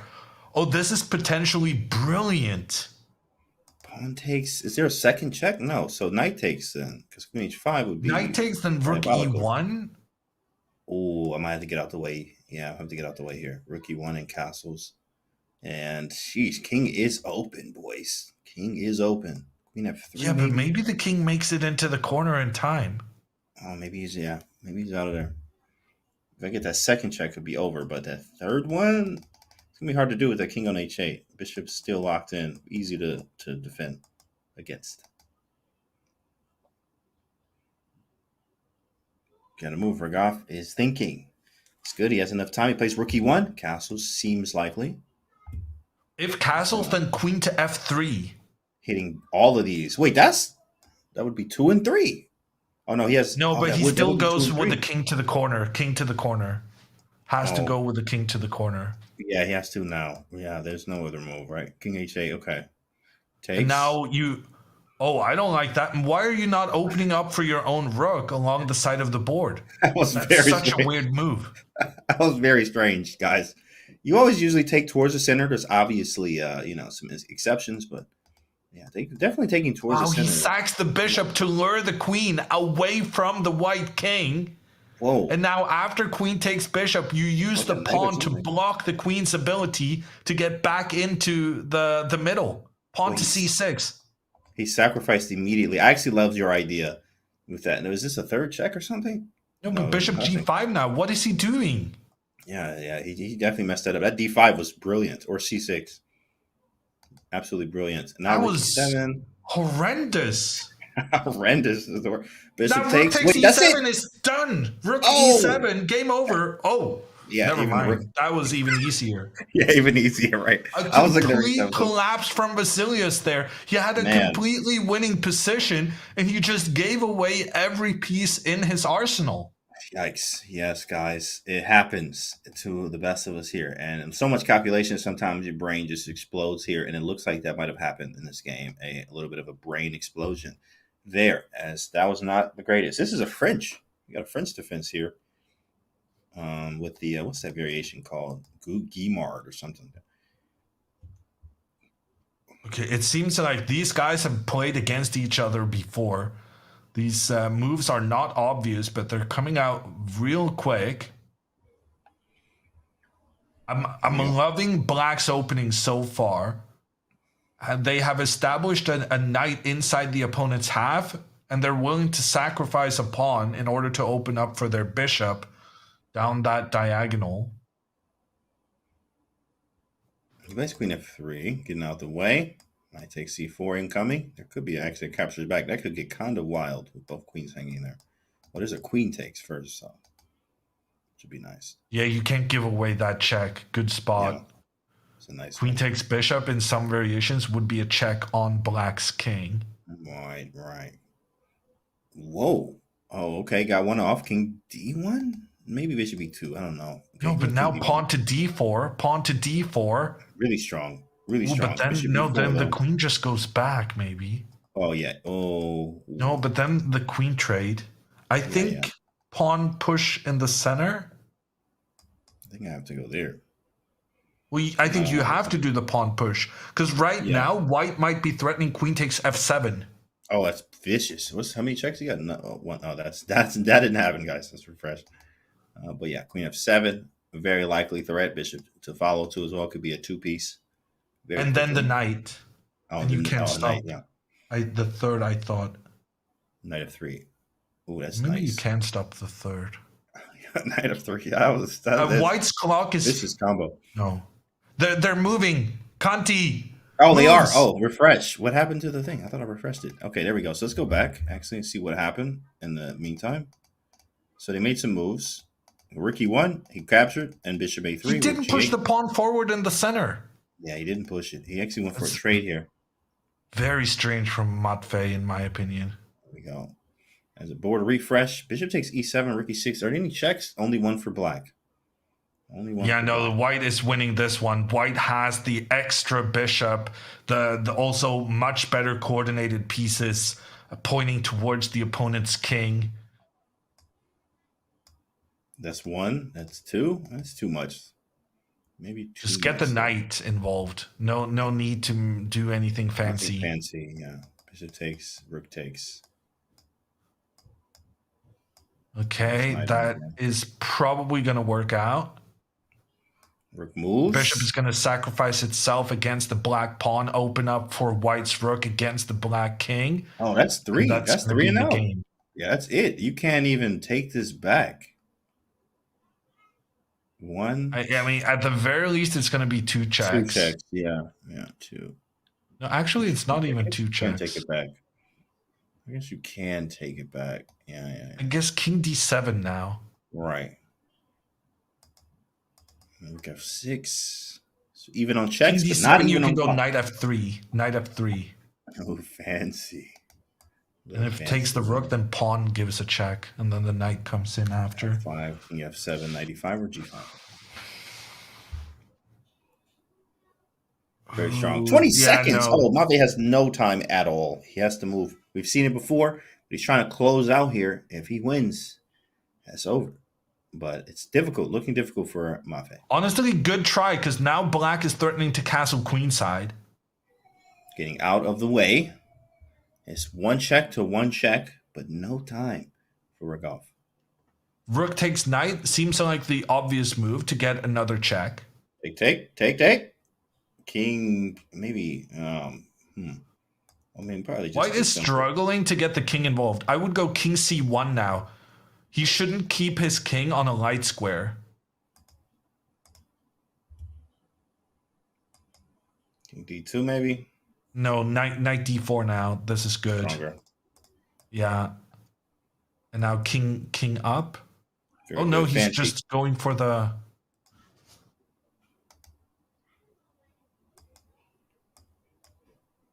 Try to get this rook in the game.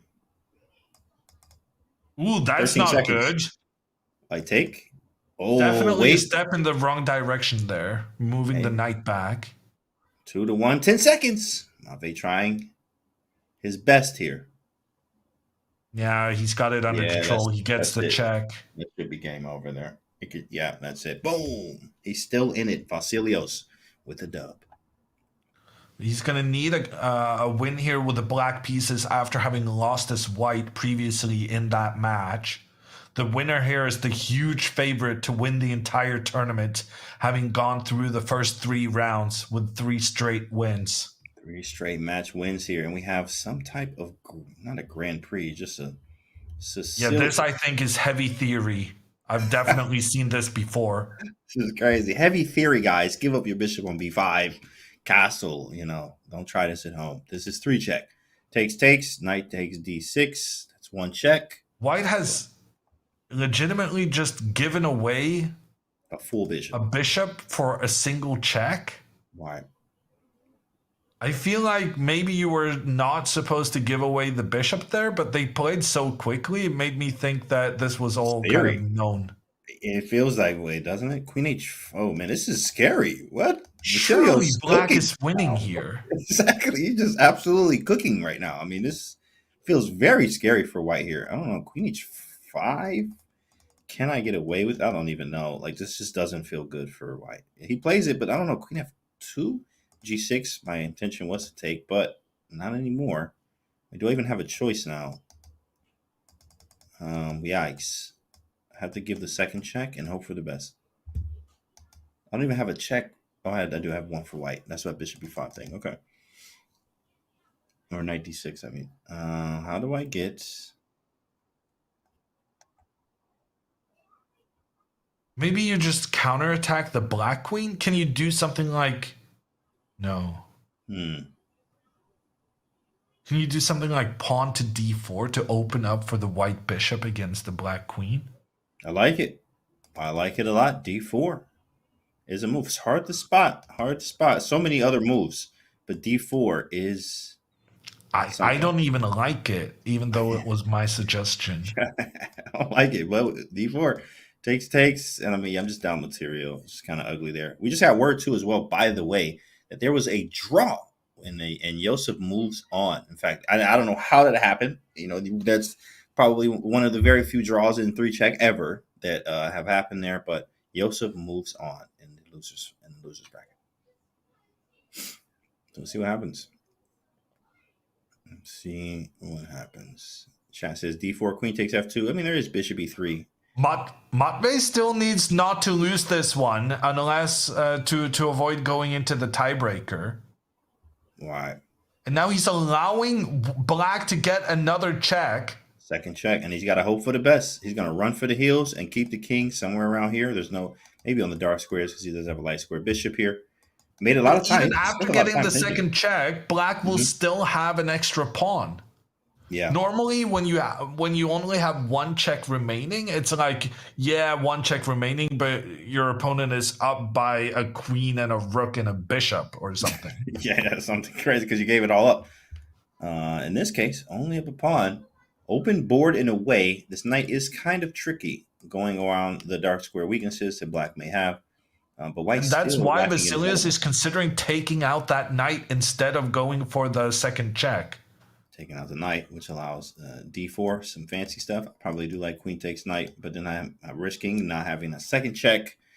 He goes queen f2 first. I can go back. Knight f3.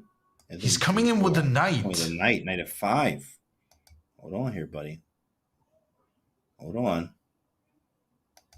How do you stop the knight? This might be a fantastic move. I was just thinking that. Ooh, that's scary. That's scary. He goes knight f3, knight f5. Knight f5. It's over.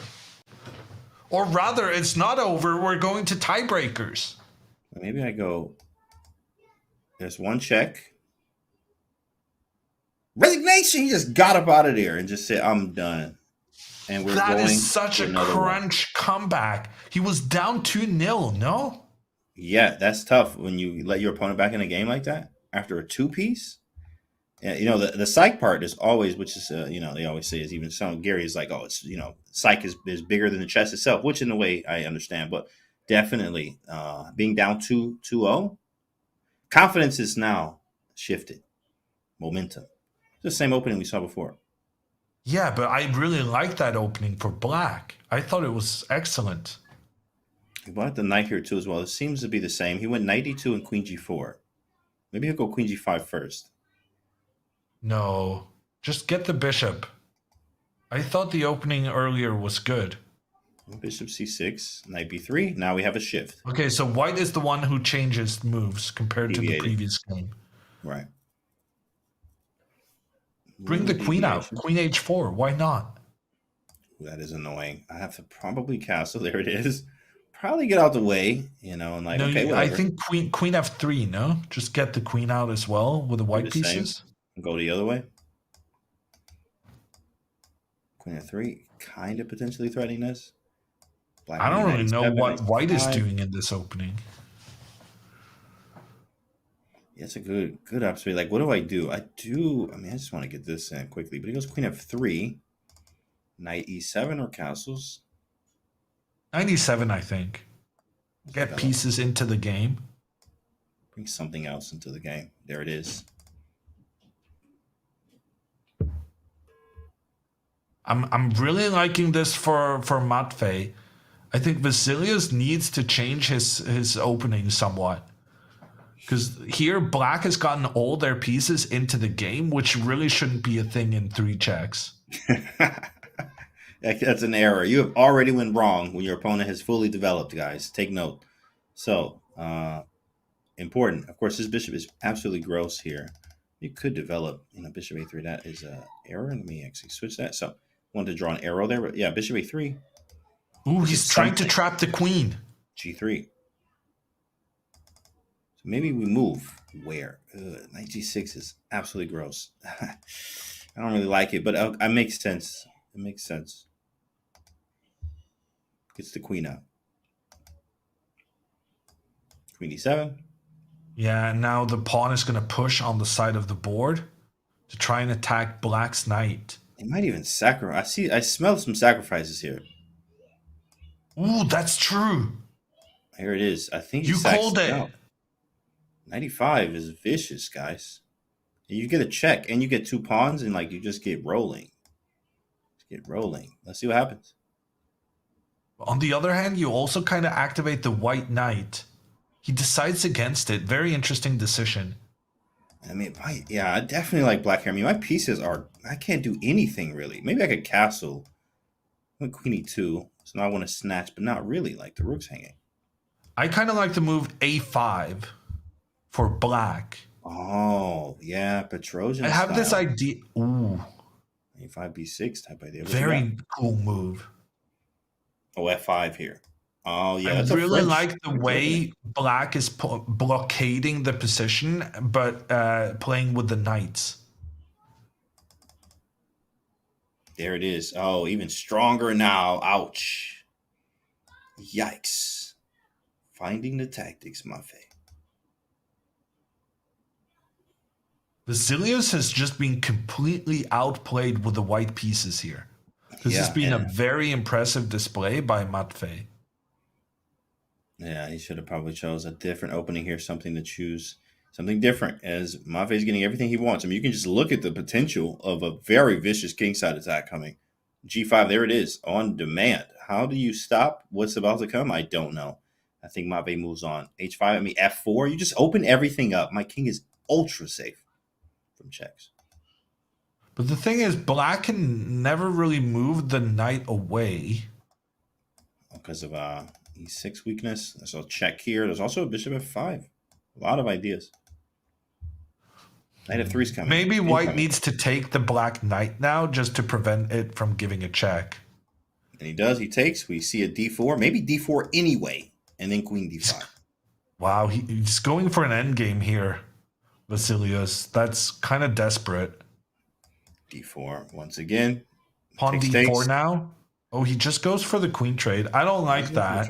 Yeah, maybe going for the flag here. Matvey's like, wait a second. Matvey is just going for the flag, and that's a big mistake because we have seen players manage to survive being very, very low on time previously.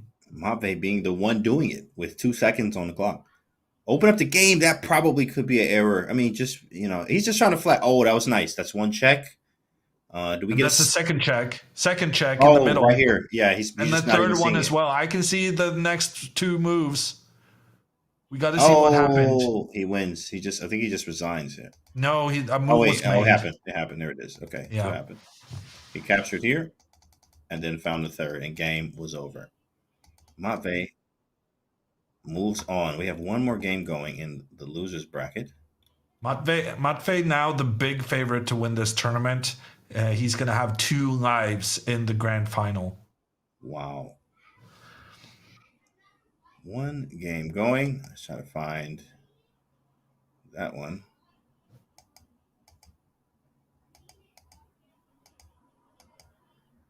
Oh, there we go. Okay, losers bracket. Let's see. Didn't see their game actually. Trying to pull up that game actually. But Mafe moves on. So it seems to be good. It's Jesse versus Aryan. Okay. Let's see what happened here. So these are their games. Yeah. I don't see game just finished. Oh, there it is. Okay, cool. We just got to finish on their game. So let's see what's going on that bracket as we get that set too as well, guys. We're going to be seeing more. Obviously, chess. We got more games coming where I think we're going to have another losers bracket and then a winner. The winner of that one goes to face the winner there. So far, so good, huh, Hammer? What do you think is going to happen here? Who do you think is going to make it to the final to face Mafe? I was really impressed by Matfei's play there with the black pieces. So clearly he's the guy to beat. Vasilios has been really good and really bad. I just think he had a really bad response to Matfei's opening. So we could see a rematch between those two. We're going to take a look at the losers bracket right now to see what we can expect moving forward. And we can see Vasilios is sitting pretty. He has a bye for this next round as we see who can win between Yoseph and Jesse. Jesse taking out Aryan going into the loser bracket semifinals. The winner of that semifinals will face Vasilios for the right to play Matvei in the grand final. Well, of course, we got more chess coming up. Of course, everyone's going to take a break and just breathe and just get through it, guys, because it's important to understand. I mean, there is more chess coming up. We got a final two as well, and it's 3 check. So lots of regrouping and et cetera. But don't go anywhere, guys. We'll take a short one, and we'll be back right after this.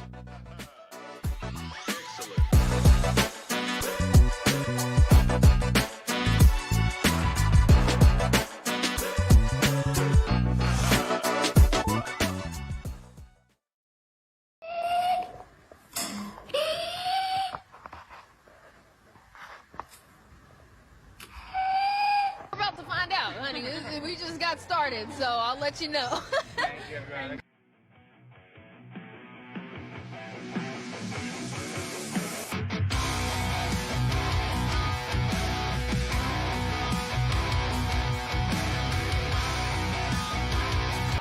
the rebound of Richardson. Still an opportunity with a minute to play.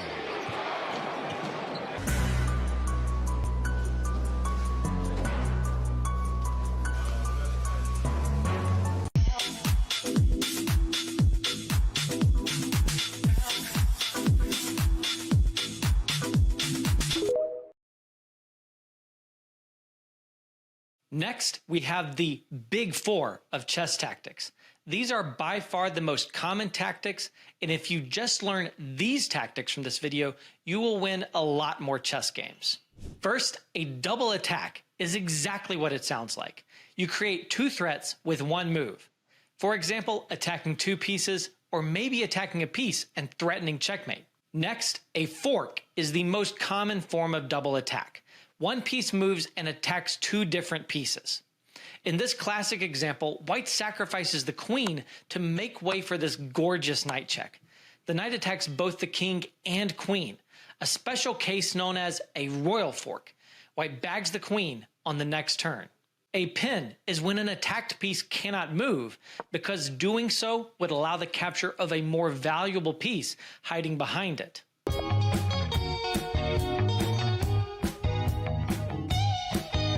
An absolute pin is one where moving the pin piece is illegal, because the piece in hiding is the king, and you are not allowed to make a move that puts the king in check. A relative pin is one where you can move the pin piece. You just don't want to, because you will lose material. Here's a great example from a World Championship challenger, Viktor Korchnoi. He captured this defended pawn because after the queen captured, rook d7 pinned the queen, and white was guaranteed to capture the queen on the next move. You will also see spectacular examples of unpins, tactics that break a pin, like this one where white shocked black by sacrificing the queen to free the pinned rook on f2 to deliver a checkmate on the back rank. Finally, among our big four, we have discoveries, or discovered attacks.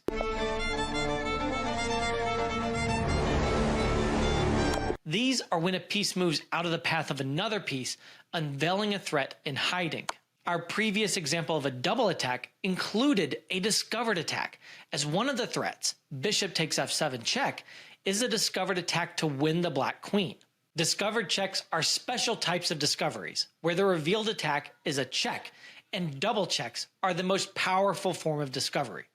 Both the piece moving to reveal the attack and the attacker give check.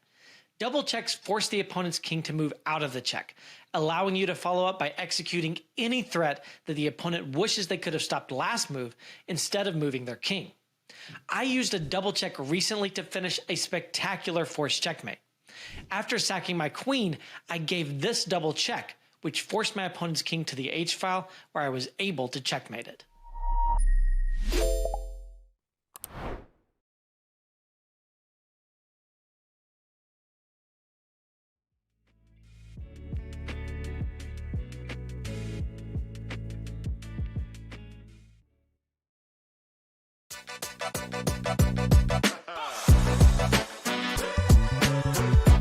Welcome back to the 3-Check Chess Championship. I'm James Kent III here with Grandmaster Hammer. Guys, we still have action going. We have 3 more matches to go. So let's take a look at the brackets so you guys get caught up on what's going on.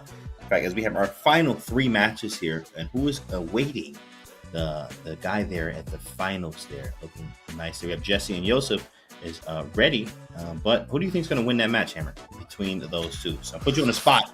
Who's going to win that match? Difficult to say. We honestly haven't seen too much of these players' games so far. But the good news is that from now on and here on out, we're going to get to see all the matches all the time, because now there's only one game per kind of knockout round remaining. And I'm going to say Yosef may be a slight favorite. Okay. If only based on the chess skill and like you said, James, that he's always playing these variants. It's something he tries to specialize in. Yeah, that's something he always does, is play the variants here. So you go with Yosef. I guess I have to pick the other one. So I'll go with Jesse here, just to be on the other side to see kind of what happens. So whoever wins this match, though, is going to face Vasilios in the absolute final there. So of course, you guys, if you missed it, this is a double elimination. So if you lose a match, you're not out, but if you lose 2 matches, you are out. So let's see what happens. Again, this is 3-check. You know, I actually almost forgot that this was 3-check. I was just glanced at the position and I was like, oh yeah, Knight of GC. Like, what's this opening? Oh, theory. And then I'm like, oh shoot, this is 3-check. Like you can forget that fast, guys. Oh man, this is 3-check. Remember that. And white, like it is normal, gets that space advantage in the center of the board. Yosef with the black pieces trying to make a blockade. The white bishop can now reroute itself to try and point against the black king. At the same time, I suspect that black is very much considering playing the move pawn to f6. Bishop back, not sure I like that. H4. I guess as long as it's a maneuvering game, black is doing pretty good, I would think. Something like this, you know, I'm an aggressive tactician, is what I like to say. F5, man, this is crazy stuff, guys. I love this format because you don't know what you're gonna get. You literally have no idea what they're gonna play sometimes. F5 was so far beyond what I thought was going to happen here, but King G2 definitely happened. Yeah, no.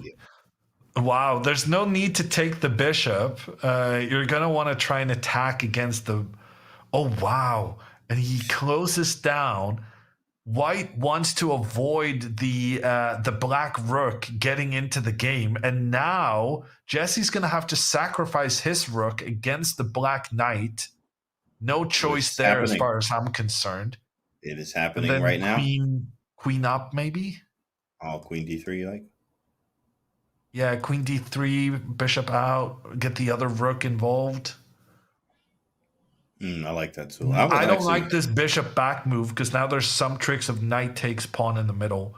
Although with the other knight coming back to defend, maybe it's okay.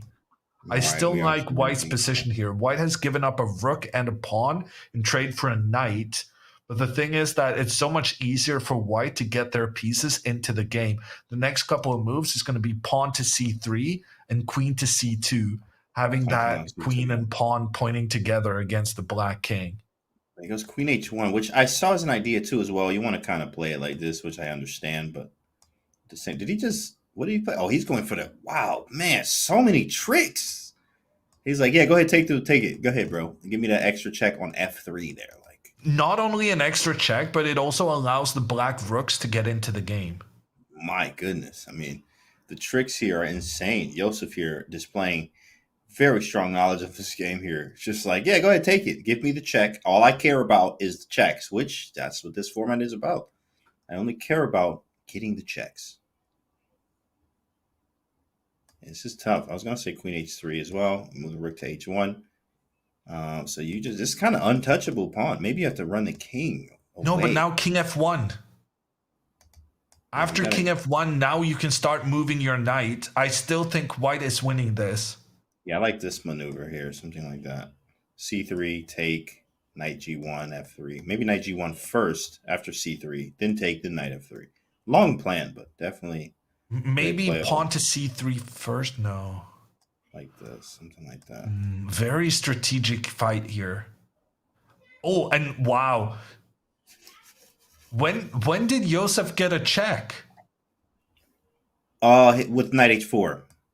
Yeah. No, so not only is Yoseph up a rook and a pawn for he's also up a check. And even so, I still liked White's position, which is kind of madness. Madness, indeed. f3. I really don't like that trade. The trade of the bishop for the knight, was that necessary? Probably it was. King goes to f2. And okay, but now I'm not worried about any checks anymore. And then we can take on f4. Yes or no, he Losing does. the bishop that moved on the light squares was a big loss for White. Wait, draw? He might have a draw. Yeah, I was thinking the same thing. He's going to lose on time. Draw? Oh, he said draw what? You can draw this this flag. Okay. I don't know why Yosef is not pushing his pawns on the queen side. He's going to open up for his rook to decide this game. Yeah, you got 4 seconds here. He's like, I don't care about none of that. Yeah, it's over. He gets the 2 checks he needs. C3. And C3. And check. Yikes. Beautiful. Yosef making it that very was an difficult. Incredible game from Yosef. I said it was going to be a draw when he was down a pawn, but in an opposite bishop and colored endgame. But frankly, I think even then it was winning for him because he was the one who could open up for his rook on the opposite side of the board. Yo, you see this? Wait, what was that? I know. I thought he captured something, but I was like, wait, he didn't. He didn't capture anything at all. He just put it there. Oh my goodness, this format. You never know what you're gonna get. Life is like a box of 3 checks. You never know what you're gonna get. You know, that's insane. Knight f3. And now, of course, we do have a 2 check now, but that's way too risky, I think. But if you don't do it, then why have you given away a knight for no reason? He's just playing on as if nothing has happened. Like nothing has happened at all. You know what I mean? Queen e2, get castle to the other side of the board. And, that is the dumbest opening I've ever seen. You heard it here from Hammer first here, guys. You heard it. Don't try this opening at home, okay? In any format. Maybe 15-second chess. You can try it, okay? We give you that, but not in 3 check, bro. This just didn't work at all. He's just down a knight. He didn't take anything. But okay, so pawn not even a single check. Yeah, not even a check there. And then he could have went for the bishop f2 queen h4 thing, but this just doesn't work. What's up, Greg in chat? Greg Shahadi. I see a big dog. So castles, castles, and I'm just up. Just take the bishop. Yeah, Oh my goodness. I mean, should we just hit the button here, sir? The resign button, that is. Just probably start a new one here, buddy. Yeah, this is rough. I mean, man, okay. He has Haunting something. Spawn he suddenly has some chance. Yeah, he has something. He has something. He's brewing a little bit, but man, before then, maybe you have to give this back. I was just gonna say you might have to stop his. He got some diabolical looking threats here now. Now we take though. There's no Rook G6 anymore. Doesn't even trade the queens. He don't even trade no more. Maybe there's Rook F4, but I go back. Who cares? E4. He just got up out of there. Okay, I understand. Yeah, let's just never do that again. Just never play that again. He got up out of there. Understandable. I don't know if he thought knight d4 here was crazy. If Yoseph doesn't lose this one, he's through to the next one. And where he goes and faces the big dog, Vasilios, who's sitting, having a bite to eat. You know, he earned his lunch. Well, if Vasilios is smart, he's reviewing the opening he had against Matvey, because that stuff was not working out for him. He needs to improve on that should he make it to the grand final. Yeah, it's very important to work on it, you know, have your chances. Now, this is looking good for white here so far. G5, very aggressive. Bishop back to G3. Could sacrifice, but don't see the need to. But the pawn will continue forward and knock white's knight out of position. Okay, not continuing forward. It was nice. Black is trying to bring their queen into the game. Queen F6 is coming up. Which we've seen a lot, especially from Yoseph. Yoseph has played this opening with G5, Queen F6 stuff consistently. That's a nice move. Does give up a check. No, I don't like that move because now the queen comes and attacks the knight. Yeah, and there's a second check too as well. You gotta be careful. There could be free check right now. And the knight can move into the middle as well. Exactly. Queen D3 defending. Oh no, but now the knight moves in. It's over. Already? Oh yeah. Takes. Check. Okay, cool. Hopefully you're following along at home. I mean, he has to play bishop takes knight, but that's a disaster. Wait, that's only one. It's check on E1. It's over. Oh my goodness. Yoseph, relax. Jeez. Vicious. Well, no, that's 3-0 and game over. He didn't even need 2 white games to decide that. He won 2 of them with the black pieces. Yep. Jesse got absolutely destroyed. Yeah, Yoseph is a problem in these formats. I mean, even in regular chess, he's 3K in Blitz. You know, strong international master, plays all the time and plays in the formats. But he lost. I wonder who beat him before. I wonder how he even made it through the losers bracket playing like this. But playing very strong, he's earned himself a shot at Vasilios, right? So we're going to see what's going to happen there. But in the meantime, I guess we have another break here. We just take a short break, guys. We do. In fact, we just heard from the producers. Yep, we got a short break. That was very quick, guys. So, do what you need to do. Grab some water. Be back in a few. And we'll be back in a few with another match.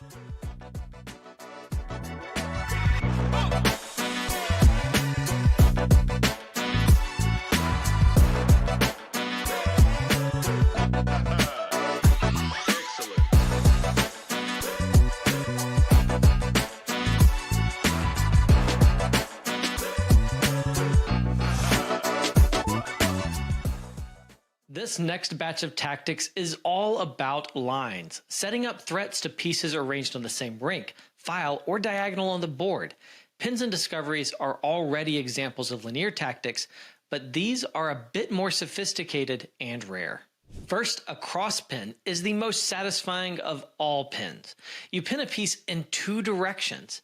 These seem visually impossible and can be hard to spot. Here, black cross-pinned with queen to d7. Queen c8 also worked. This led to a winning attack after white captured and the queen leapt in to assault the white king. A skewer is the opposite of a pin. You threaten a less valuable piece, forcing it to move, but then you capture a piece hiding behind it. Many skewers are checks, where you force the king out of the way so that you can snack on a piece behind it. In this classic combination, white sacrificed a rook to set up a pawn fork and draw the black king into a skewer. A final rook fork concluded this crushing tactical sequence. Interference is my favorite chess tactic, and it's likely the prettiest of all tactics. In interference, you sacrifice a piece to disrupt a defensive line for your opponent. One of the most beautiful moves of all time, Queen G6 check, forced checkmate in 2 because the queen sacrifice disrupted the rook's defense. As a result, white was able to capture with the knight and give checkmate on the next turn. A relatively uncommon pattern is the X-ray. This happens when an attacker sees through a defender to a square behind it. This particularly often happens in cases of back rank checkmates. Former FIDE world champion Rustam Kazimjanov used an X-ray from this rook to sacrifice his queen on d8, creating back rank tricks that won back the queen with extra material. Finally, the windmill is a glorious tactic, rare but exceptionally deadly. A windmill happens when a player plays a sequence of discovered attacks, moving a piece back and forth to check the king and then discover a check while picking off a piece. An effective windmill can consume an opponent's entire army, devastating them like a buzzsaw.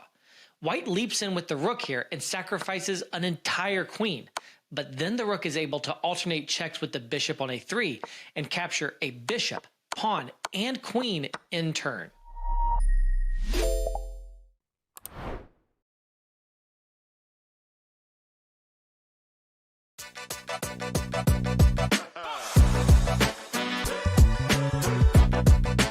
Welcome back. We just had a short break there because we just had a short round as we still have 3 checks going, as we have about 3 matches left, something like that, 2 or 3 matches, 3 check, right? I'm here, James Canty III here with Grandmaster Hammer here. Let's take a look at the bracket to see what we still have left. Now, of course, up there at the winner's bracket is Mape awaiting his opponent here, which is going to be Yoseph or Vasilios there. This is going to be a matchup of the matchups there to make it through. Hammer, we'll put you on a spot again. Who goes through to face Mape?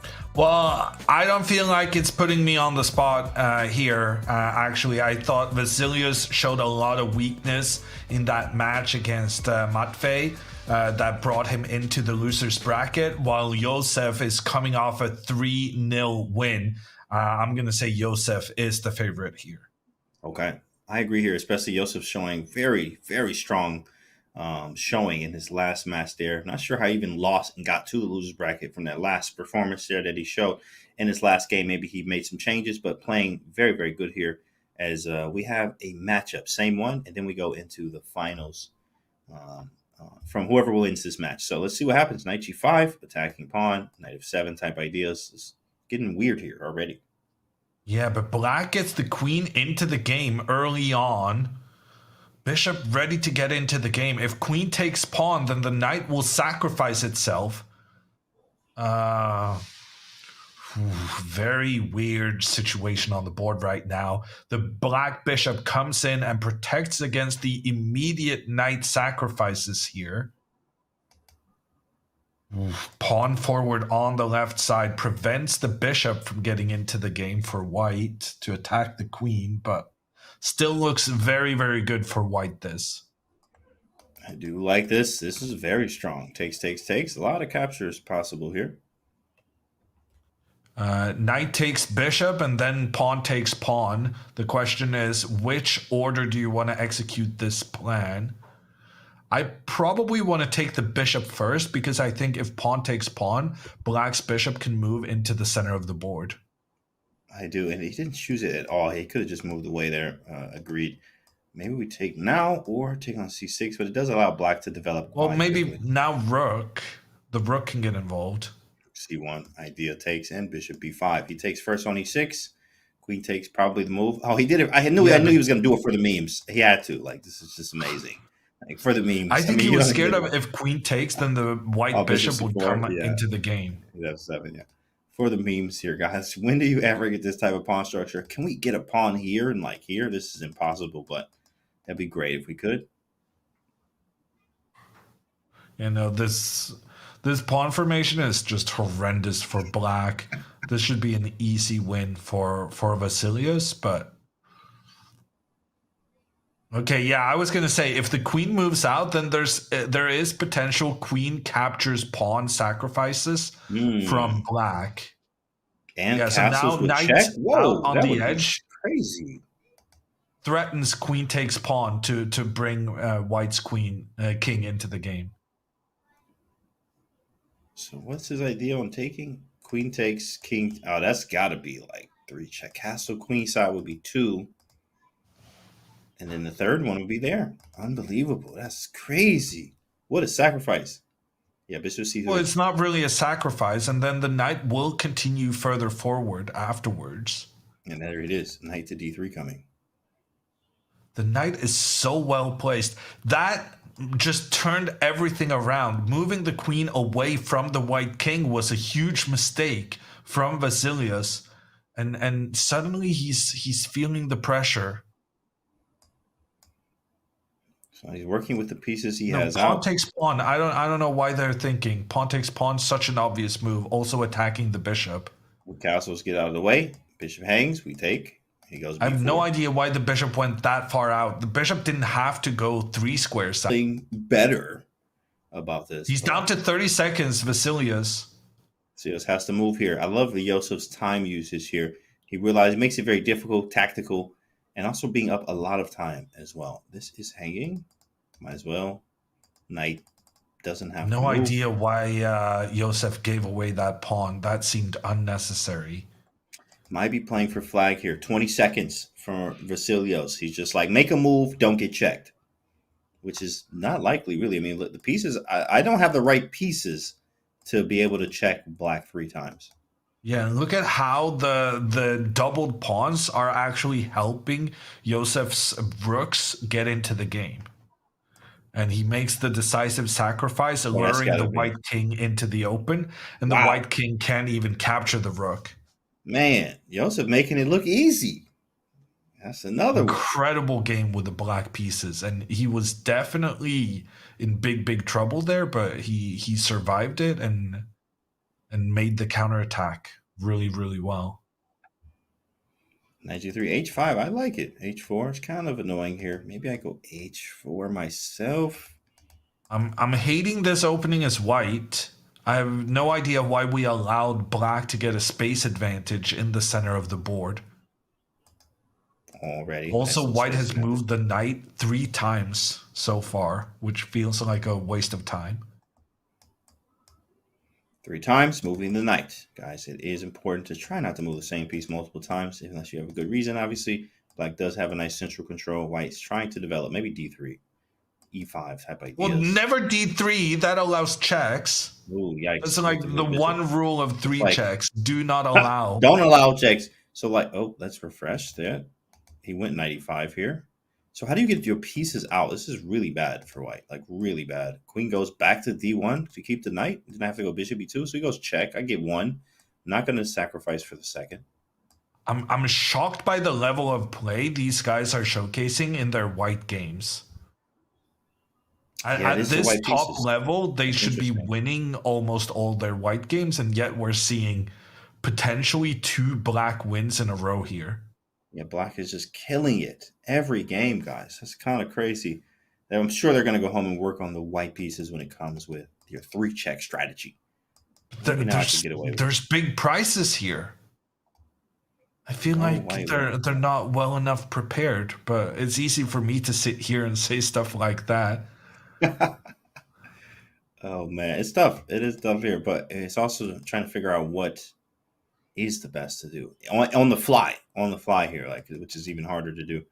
Bishop h6. Pawn d3 might be a mistake because of just bishop d2 check. Yeah, he had to get the king away from the potential knight check and the potential bishop check and the potential queen check. Very good observation. He moves away. King d1. He knew what was going on. a6. What is this idea? d3. Now d3. d3, bishop takes, rook takes, not king, allowing a check on h6 for free. a4, okay, might be going this way to activate the rook. This is so weird. Why is black not moving the bishop in to attack the queen? Bishop f4. Yeah. Had to move away. Here we go, though. Plays bishop h5, idea. Bishop takes, f7, I guess. Well, queen g8 first. Yes. Oh, nice. And then takes, then bishop takes. Takes. One check away, not enough pieces. Knight g6 stops all of my ideas, though. d3 once again. But it also moves the knight away from a very nice square in the middle of the board. Whoa, wait, is d3 like diabolical? It's annoying. He has c3. Okay, I got you. Yeah, but still, it would really disrupt the coordination between White's pieces. And also, Yoseph missed the chance there. One of the ideas you were highlighting, moving the rook up along the third rank, seemed really, really strong there at one moment. Now Black is super active. I mean, super active here. Feels like a check is somewhere going to happen. So you have a rook coming to the file. There's sacrifices on c2. I don't think the rook is coming to the file. I think Black is going to castle. I'll get out the way. King safety. But it's not very safe there either, to be honest. Maybe king one square up? King e7. That's not optimal either. Where's the checks coming from? We got to get some pieces involved. There's a queen f2, which is really annoying. So he plays f3. He deals with it. We understand. Ooh, look at the bishop trapping, but we have to capture. Takes. Yeah, but getting that trade is huge for Black. That bishop was such an annoying piece, pointing against Black's king. Now Black has an extra bishop and has well-coordinated pieces. Yeah, he's just up a piece, but Yosef is up time, and that was his thing before, too, as well. Yeah, we're just seeing Black just getting absolutely amazing positions every game in 3-check today, in every match. Like, every match is the same story where the Black is just really better. Good plan here from Vasilios, getting the king out of danger. I would like to see Vasilios go even one step further to the left with his king. Whoa, that's vicious. Takes, you get how many checks off this? Oh, 1, 2, 3. We have 1, 2, and the third comes on from the other side. Wow, that's so good. That's vicious. What about queen takes? Queen takes, then you win the queen. Yeah, you just win the queen, rook e5. And that's this take? Oh my goodness. Yikes. Vasilios back in the game. He just found all three checks here. So I can't even touch it. Queen takes. He says, okay, I'll give the queen up. He's going for time. Anyone's game here with this time, but looking good for Vasilios. Is it though? He needs to move the king. King c7. You got to do any move right now. He's 13 seconds. King c7 found it. He's found the move. Okay, wait, that's 2 checks. Oh, White has 2 checks. That was a check. I didn't even think about that being a check. He has 2 checks. 9 seconds. Move. Anybody's game here. Here we go. Queen b3 is a move. Rook d3, same idea. That is vicious, by the way. Oh my gosh, the tactics. Check. Oh, and check. Check. Vasilios with the dub. Oh my goodness. 3.7 seconds remaining. Man, that was crazy. So many tactics in that game, guys. And that's a 2-0 lead. No, it's an equalizer. Yeah, it's equal. Yeah, it was an equalizer. That was it. Vasilios needed that. He definitely needed that. Both players win with the black pieces. This is outrageous. Outrageous. I wish this was in regular chess. Like, how can outrageous here. So Black is winning all the games here. It's hard to get anything. Okay, so now I feel like there's something cooking here. There's something cooking. Do we sack now too much? E5? Yeah, what is this? No, this is why Black is winning so many games. People are just giving away all their stuff. Yeah. I agree. It feels like he has something, but it is kind of funny. It's hilarious because White's just trying to do stuff, and it just seemed like we haven't figured it out.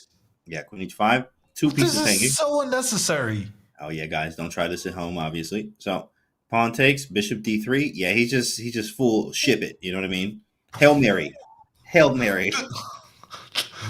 This guy just decided, I don't care what you're threatening. If you're threatening my piece, I'm not going to move it. If you capture my piece, I'm not going to recapture. I'm just going to move everything against your king. This is 3-check at his finest. You know what I mean? Right, 3-check. But I mean, he has a point. He's like, all right, I'm about to literally just try to mate you. So I don't know how it's going to I work. have Maybe no bishop idea G5 what he's first. even threatening, though. Yeah, he's going to try. Maybe bishop G5 first. I don't like that move because now he. Wow. That was a mistake by White, I think. I think White could have just taken the black bishop. Yeah, take back to get that structure. Very solid center, at least first, and then maybe bishop G5. It's here. Okay, cool. I'm cool with this. And I have to go. I mean, this is hanging next. Maybe I snatch. But then you take and do the same. So I want king You got to H1 make and sure F4. that the white rook is not getting into the game. How do I? You can go rook E3 anyway. Rook E3. Oh, rook E3. That's disgusting. Oh, no. Rook takes E5. Even better. I like rook what E5 you said. Too. But rook E3 was nasty too. Rook E5, 95 check, king there. That's 2 checks. That's 3 checks. GG. So rook E5 takes on G6. Queen takes E5. Yeah, he's back in the game. Rook E5, that's a nasty move. Now we take on G6. There is the check on H2. There is the check. And now I take with the queen, maybe? Probably snatch something else here. I mean, it doesn't matter, I guess. King takes, queen takes. Doesn't matter. King takes also good because then you get the rook involved quicker. Nice. Yeah. Rook H1 idea. Now rook F8 only. Yeah, no, it's over. It's over. It's already over? Vasilios. Wow, he just committed there. Right. I'm going to throw everything at you. And it worked out. Yeah, rook H1 and bring the king back. And he has a whole bunch of checks. No, he's going to sack his queen. Dang. He was going to sack the queen on the next move. Well, I mean. Vasilios with the Hail Mary there. Hail Mary. He just, I don't care about nothing. I mean, that's how it is. Shoot, that's how I play real chess. Just attack them. No, it works sometimes, guy. No, but 3-check here, that worked out. And Yoseph repeats this horrible opening. This was terrible. This was pretty terrible. This was a clean win. But he comes with an improvement, though. Pushing that pawn forward in the middle, trying to get the knight in. 94. Also stopping. Through the center. Yeah, through the center. It looks nice, especially H4. Let me get a check off. So, okay, very obvious threat. Maybe F4, maybe Queen E2. F4, defending. Now we go 94, FH4.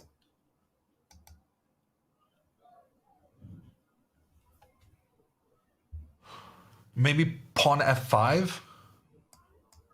That's really strong. Annoying. Very annoying move. It takes knight F6. It helps me develop G5. Wow. This is the move of the day. Like, how many times have we seen this today in this format? Just Yosef really likes to play this with the black pieces, and now he's getting it against him. I'm sure he's like, oh, man, it's when your favorite thing gets played against you. It sucks sometimes. Queen F3.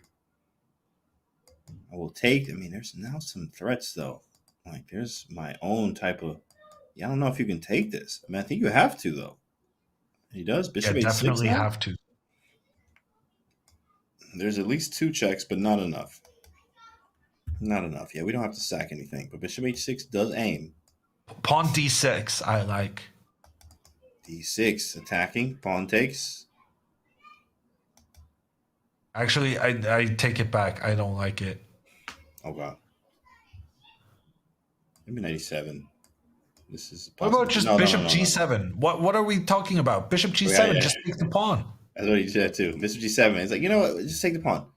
That's what he's going for. Bishop takes is now. But queen takes F7. Oh, and castles. Or bishop H5. Doesn't matter, really. Maybe it does. Well, he protects against the queen sacrifice. But now the knight comes in. Yikes. That is an excellent move. Knight H5. What a move there from Yosef. Sheesh. What do I do again? Bishop E5. Okay, but I have a bunch of things. Knight F6 at the very least. This is good. No, knight F6, then king D8. King D8, no checks. I have to go queen G5. There's a bishop G3 I take. Well, I didn't see queen G5. That's a good move. Queen G5. Queen G5, kings. He gets that. Oh, he gets all 3 off that. Queen H4, same idea. But it's over. It's over. Wow. Oh, my goodness. We're going to the tie breaks. You can't even, yeah, there's nothing to do. Wait, can I run? What happens if I'm running? I go check. Check. And then I run again. Okay, it's not over. We still in the game. But this is then why I wanted Queen G5 Queen though. up, Queen E7. Queen E7 decides. Oh, Queen E7, yeah. Then you have Bishop C7. That's crazy. That's crazy. Okay, it's Oh, not man. completely. It's very over. Very It's close. almost over. Yeah. I like the Queen G5 because I had the Queen E5 thing there. So what a move, boy! That was crazy. Knight H5. Oh yeah, it's Queen over. D8 and GG. Yeah. Queen D, no matter what. Wow. Yoseph, 2 for 2, guys. And here we go, tiebreaker game. Okay, we got something different. Carol Khan, nice. Oh, the Carol Khan guys in chat. Oh, that's what. Oh, we've seen this. That's what it came from. Was it Carol Khan? I didn't know that. Okay. B3. This line was but last time we white, saw right? this, it was absolutely awful for Yosef. He did end up winning that game, but it was dreadful. I mean, this C4 move was strong and taking, and he might try something different this time, though. But C4. Well, he's not going to move the queen out, but other than that, I think he can just do the same thing. Yeah, maybe like this, and get castle quicker this time. No, pawn takes pawn was fine, in my opinion. I liked it. He takes the bishop this time. Yeah, actually, that's what I was trying to argue for last time. Yeah, you said that last time. All right, pawn takes for the memes in the chat. Well, you can't take with a pawn because queen check. Queen H5. Yikes, guys! You gotta take with the queen here, allowing pawn takes. This is just gross. He does stuff. Oh my God! He allows the check. He allows the check. That's a freebie. Just one. Just one.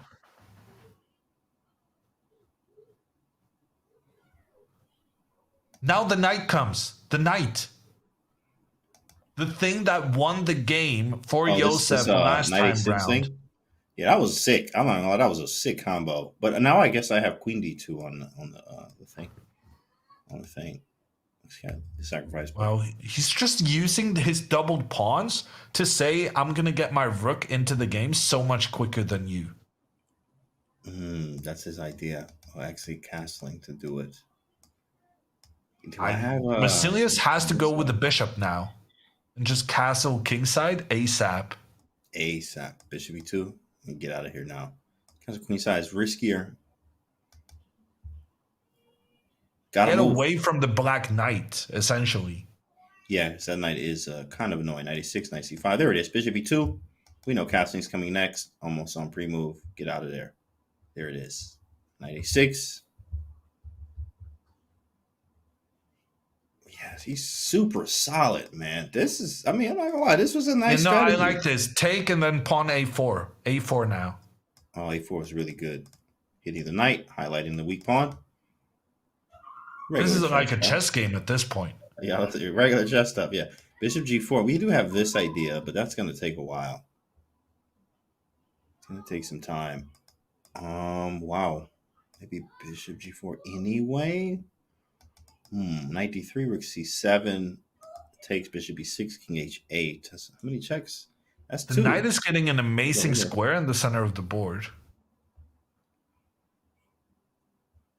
Let me see. Bishop G4, Knight D3, Rook C7, Queen takes, Bishop E6, King H8, Queen H4. Vasilios is spending way too much time. He's down to a minute now. Definitely. And we do know Yosef is vicious with the time scrambles. Very quick. And also putting pressure on you at the same time. I do agree. I like this move. He wants to swing over. Rook F5.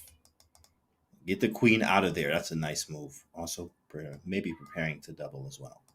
Very good timing. The queen wanted to move back in the... Shoot! I was not expecting that. That was out of nowhere. Out of the blue. I don't know what the follow-up is. I don't think he know the follow-up. Queen H4. Okay. H5.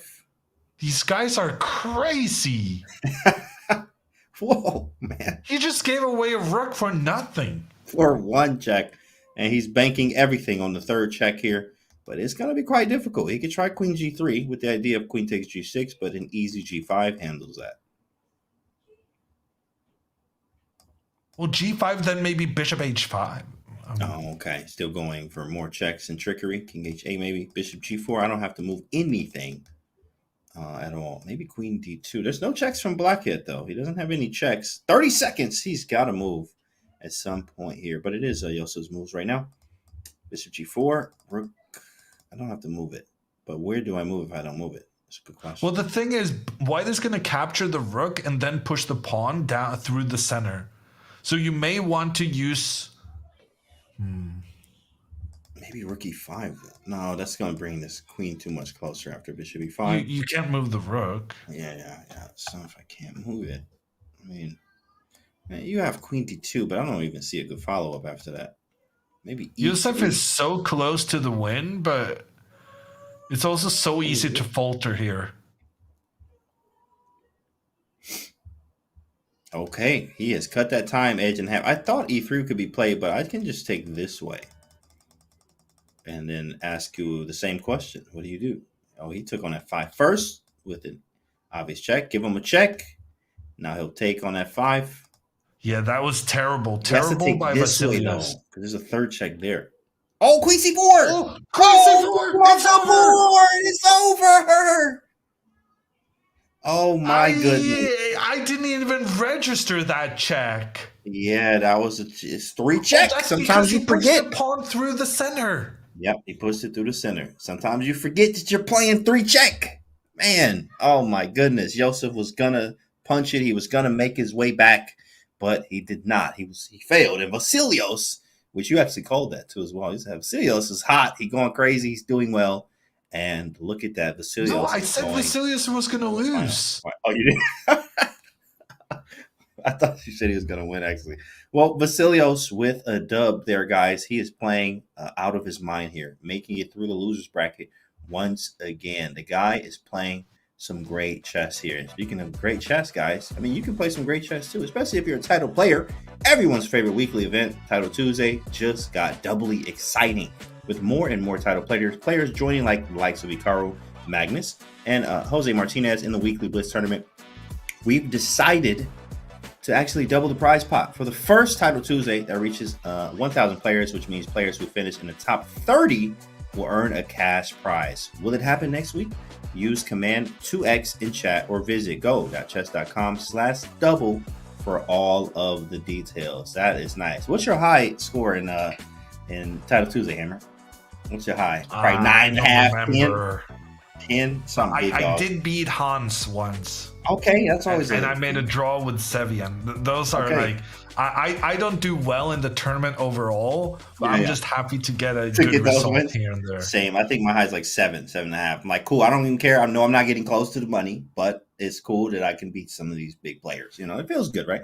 Understandable. But at the same time, guys, we still got more chess to go. We got a big final coming up, a grand final that could be a reset. It depends on who wins, but of course, we're going to take ourselves a short break and be back right after this with the grand final of the 3-Check Championship.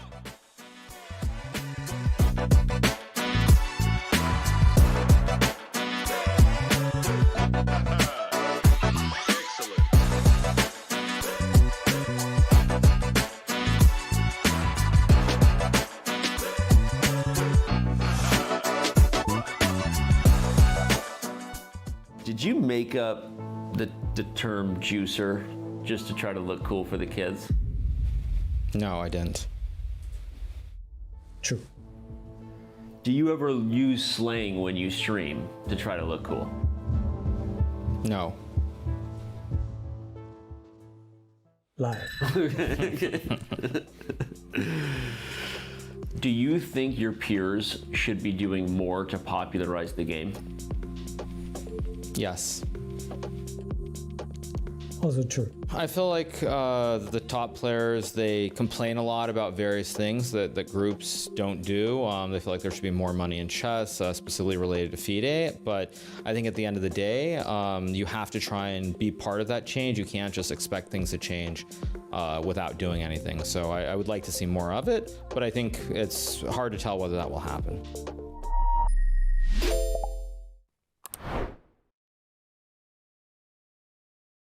After tactics based on lines and squares, we have tactics based on timing.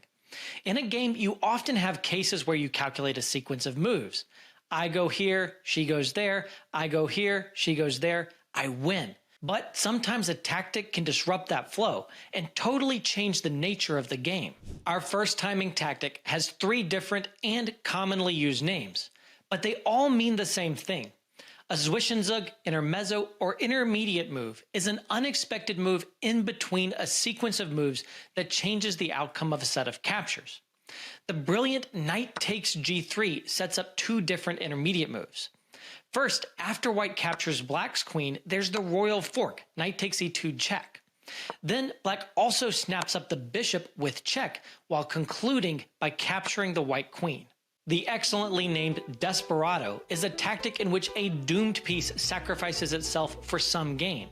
The piece is still lost, but the game may be won. Black expects white to capture the black queen, when black can also capture white's queen. But white plays an intermediate check, also called a Zwischenzug, to give up the queen for the bishop. Then white can capture the black queen and be a piece up. Zugzwang is a tactic usually relegated too late in the game.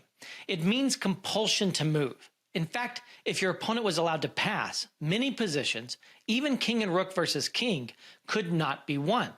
But the opponent must move, and sometimes all moves surrender key points. Zugzwang simply means that you have placed your opponent in a position where they have to make a move that worsens their position. King h1 is a stunner of a Zugzwang. One of the best moves of all time. Black must move the king or the bishop. They are fine where they are, but every single move will either let the pawn push through to promotion or walk into a knight fork that wins the bishop. Maybe the least known tactic on this list is the lifeline. This is often a defensive tactic, and it occurs when you are trying to defend against two threats. The situation is seemingly impossible, but you can defend against one threat and make a counter threat to the opponent. The opponent must capture your piece, and in doing so, they allow you to recapture with the other piece, saving both threats. International master Axel Smith coined this term, and in his book Pump Up Your Rating, he showed this example. Black escapes the knight fork with queen to f8. The trade of queens will also save the rook on a8.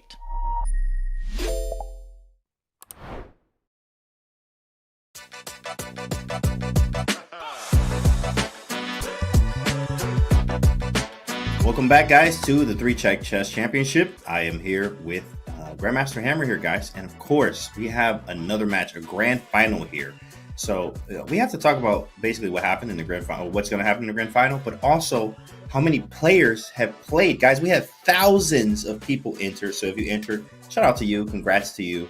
And welcome as well. But we had over a thousand, in fact, a few thousand people have entered into the qualifiers, and now we're down to the last two. So, congratulations to everyone that made it in the bracket too as well and made it this far. But now we're down to only two of them, which is, of course, you see Vasilios and Matvey. So if there's a grand final thing. So of course, Hammer actually explained a little bit about how the grand final would work. Is there one match or is there two matches? So Matvey has the advantage of not having lost a life so far, meaning that in order for Vasilios now to become the champion, he has to beat Matvey over two matches.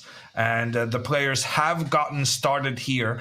And Matvey actually sacrificed a knight there on move 3 and on move 4. He's inviting white to capture the knight. And on the second attempt, Vasilios says, yes, okay, I'll take your knight if you don't want it. Yeah, that's crazy. I do know that that's Bughouse theory, but this is 3-check. So this is not the same. I do know about the Bughouse theory with black, where you do give up the knight to keep, obviously more pawns around your king with black. But this one is not the same here. So I'm curious to see what is he going to do, or why is he sacrificing that? Maybe he's going the ultra aggressive route that we've seen before with this G5 move from black. This seems to be working all the time. No, but he needs to watch out for knight takes pawn in the center right now. Ooh. So black needs to, castle their king. That makes a lot of sense. He gets out of the way. Vasilios versus Matvey takes. Yeah, taking there seems like a good idea, because then you can move your knight up afterwards, which Vasilios did. Now he's allowing the. I guess he's going to keep. Oh, but there's like bishop h2.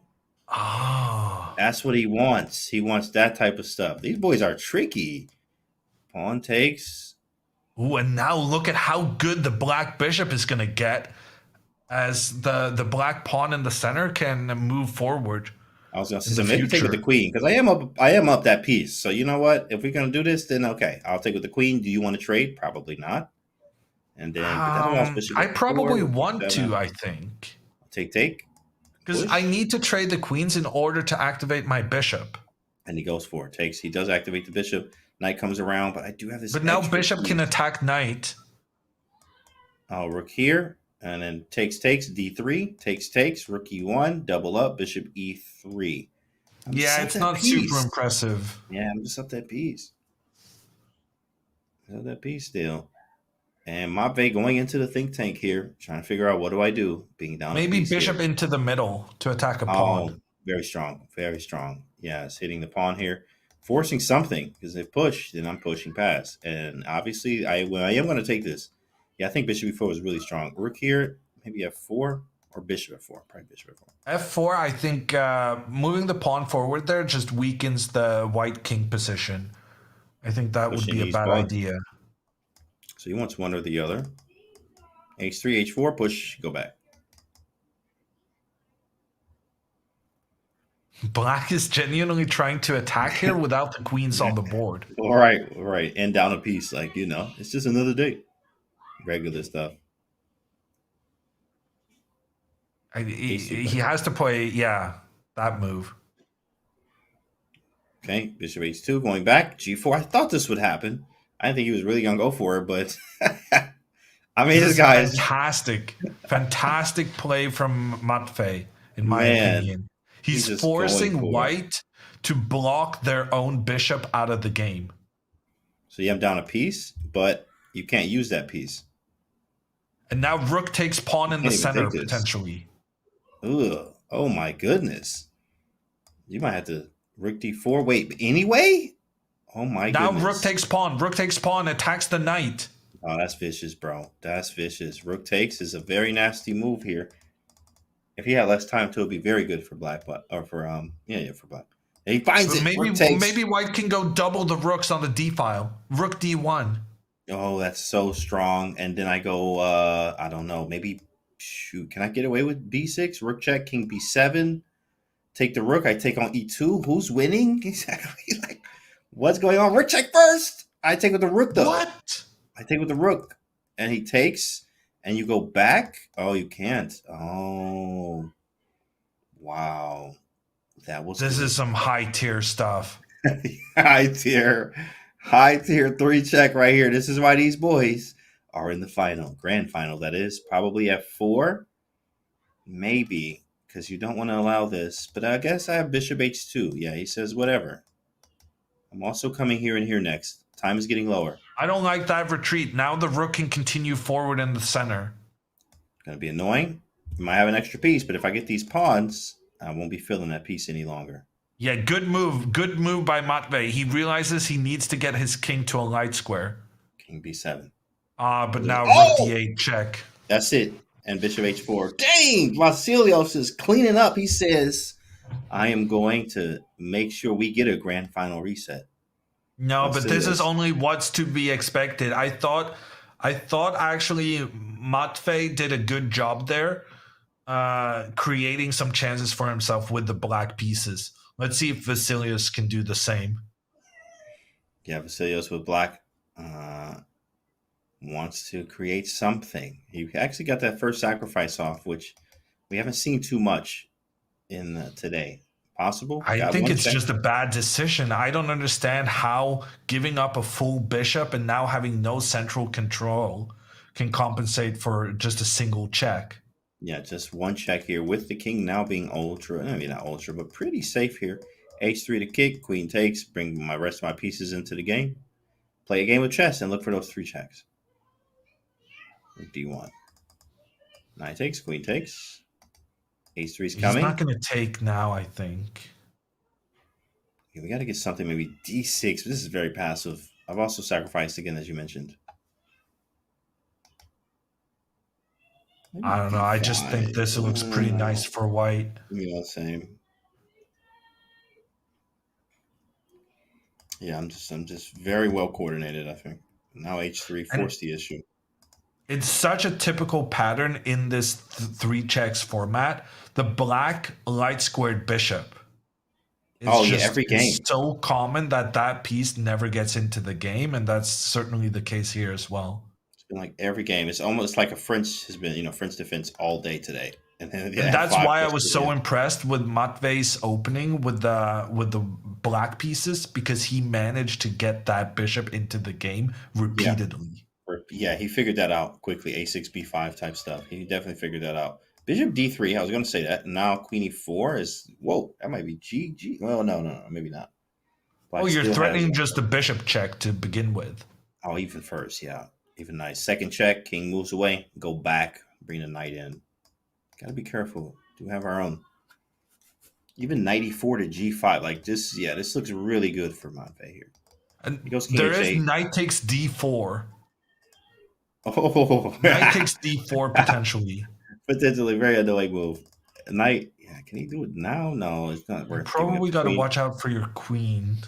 All right, queen E7. Whatever. I think I'm going knight G5 anyway. Take. Allow. How many checks? I think you get 2 off with queen F1. Takes and takes. So, knight G5. Possible. Knight E5, knight H4. Yeah, definitely looking clean for white, but let's see what happens. What's up? I need a drink. Hey, yo, what's up? What's good? Hold on. What do we have?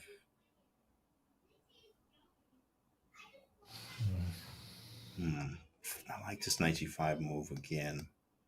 Knight G5 looks kind of even fun. like C3, I feel like should be just very good for white. Something solid. He played H4. Intention is quite clear. Something there. Can't see whatever. Hello. Black just doesn't have anything, does he? He plays E5. Knight G5 now. Yeah, knight G5 once again. But then maybe knight takes pawn in the center. There is a check.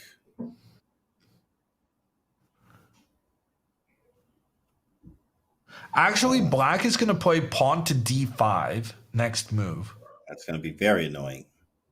It's going to take away the square that the white queen wants to use. Very annoying, which is E4. Whoa, what? I have no idea what this is doing. I mean, obvious, rook G3, but like, what? It's a very strange move. Very strange. Very strange. Matvei is collapsing here. Takes bishop F5. I mean, I don't understand. That was completely unnecessary. Yeah, if you take with the queen, there's bishop F5 instantly. So he's probably going to take with the bishop. But, I mean, black clearly back in the game. I mean, not just back in the game, probably winning, right? Oh, no. Yeah, no. Black has the extra check. Now queen F6. No, queen F6, then there's knight F7 check. Okay, that would be 1 check for them. No, 2 checks, because you have queen H6 after. Oh, yeah, knight F7. Oh, queen takes. knight F7, it's over. No. We got rook takes. I don't know. Matvei doesn't have a check. Matvei doesn't have a check. Never mind. I thought he already had a check. I forgot. Oh, no, yeah, he doesn't have one yet. King H2. And queen takes. Queen takes E4. I mean, at this point, black can do anything, right? I mean, basically both of them now. At this time, like, who knows who's going to win now? The time looking crazy. Knight F3. Take with one of the rooks, probably. Oh, there's a... No, you can't take with the G rook. Oh, you can't. You got to move the king. That's the second check. You have to move the... Oh, yeah, you're right. Rook takes, yeah. Now I have to, like, do something else. You can't move the rook. You can't move the knight. Matvei looking to clean up. 10 seconds. Bishop G6. He needs 1 check.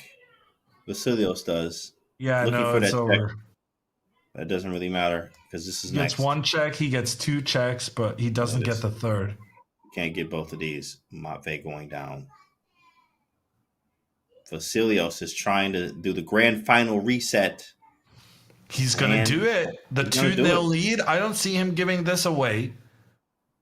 Matvei has gotten a break before the grand final, but maybe it's gotten him out of the rhythm. Yeah, it slows down that momentum. He didn't take the sacrifice this time.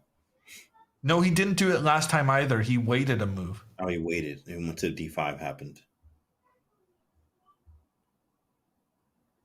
Okay, bishop b4, take. Now he'll take again. Probably get castled quickly. Maybe that's a good plan. Generally, that's the way to play. Exactly. Probably the same. No, bishop d6, aiming, looking for that check. I think he went g3, which maybe got him in trouble last time. g5, h5 stuff. This is feeling rather sensible from white. Gonna have to play something like a6 here, preventing the white knight from coming up and taking out the black bishop. Ooh, we can go in there. Bishop h2. Okay, I think with the knight though. Yeah, there's no way this is gonna work. Okay, you want this too? We'll move away. Now I get a check, counter check. Knight b5. I'm not sure I like that. What? Bro, what? What? What? Hold on, that's only 2 checks though. Is I this don't see the theory? third. It feels like it now. I mean, what? A3 now looks pretty. No. Why did he give away the queen without even thinking about it? I mean, he did it so fast. It did seem like theory. He did that boy instantly. He can go rook e1 maybe. No. That was so weird. that was yeah, definitely. Why are you thinking the move after you give away a queen for a knight? He could have just tucked his king in the corner, no? Yeah, king h1 definitely seemed like a better choice. Right. You usually don't want to think after you queen sack. You know, you think and then queen sack and then blitz out your moves. But wow. I'm just gonna play king h1 there. Actually, maybe.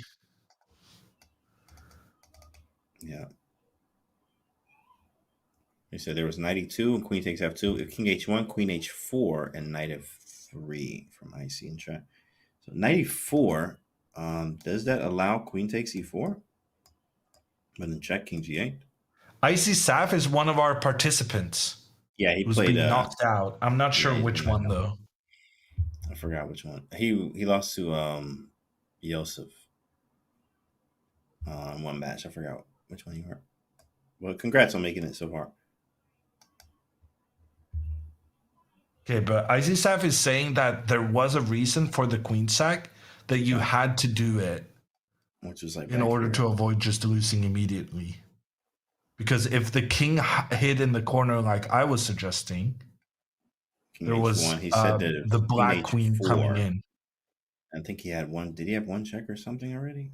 Yeah. No, I think it was a very good argument made. Oh, yeah, maybe here.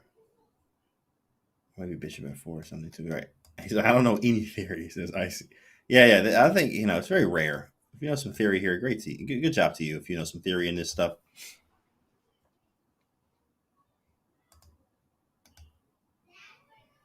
Okay, black to move. If queen takes, rook d1. Whoa. That would be over. Yeah, this is over. Vasilios has executed this very well. If you go back 2 steps, you can see this knight moving to a square that was protected by 2 of black's pieces. That was a sick move. Yeah, that was a sick move, boys. That was a sick move. Just trying to open up for the white rooks. And he succeeded here, getting those rooks involved. We are getting ourselves a grand final reset. It seems like, wow, rook takes. And how do you stop the check? Okay, so he has 2 checks to do. So maybe king e7.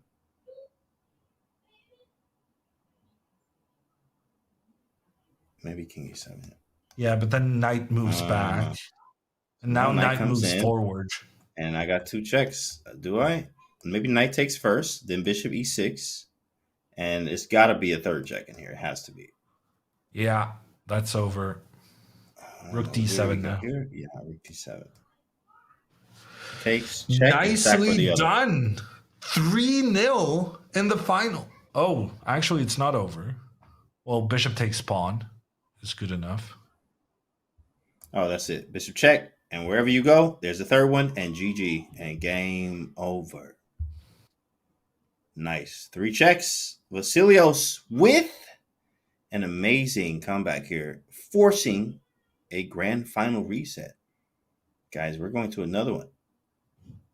No, that was crazy. I'm not gonna lie. He played excellent there. So, do they go straight into it? Actually, I wonder if they, or do they take a short break, or do they play another? We're just moving on. Moving straight into it. Okay. We're hammering through these games and going straight to the reset. Man, that's tough for Matvey because he's like, "Oh man, I just like, slow down, right? I need to get on the board."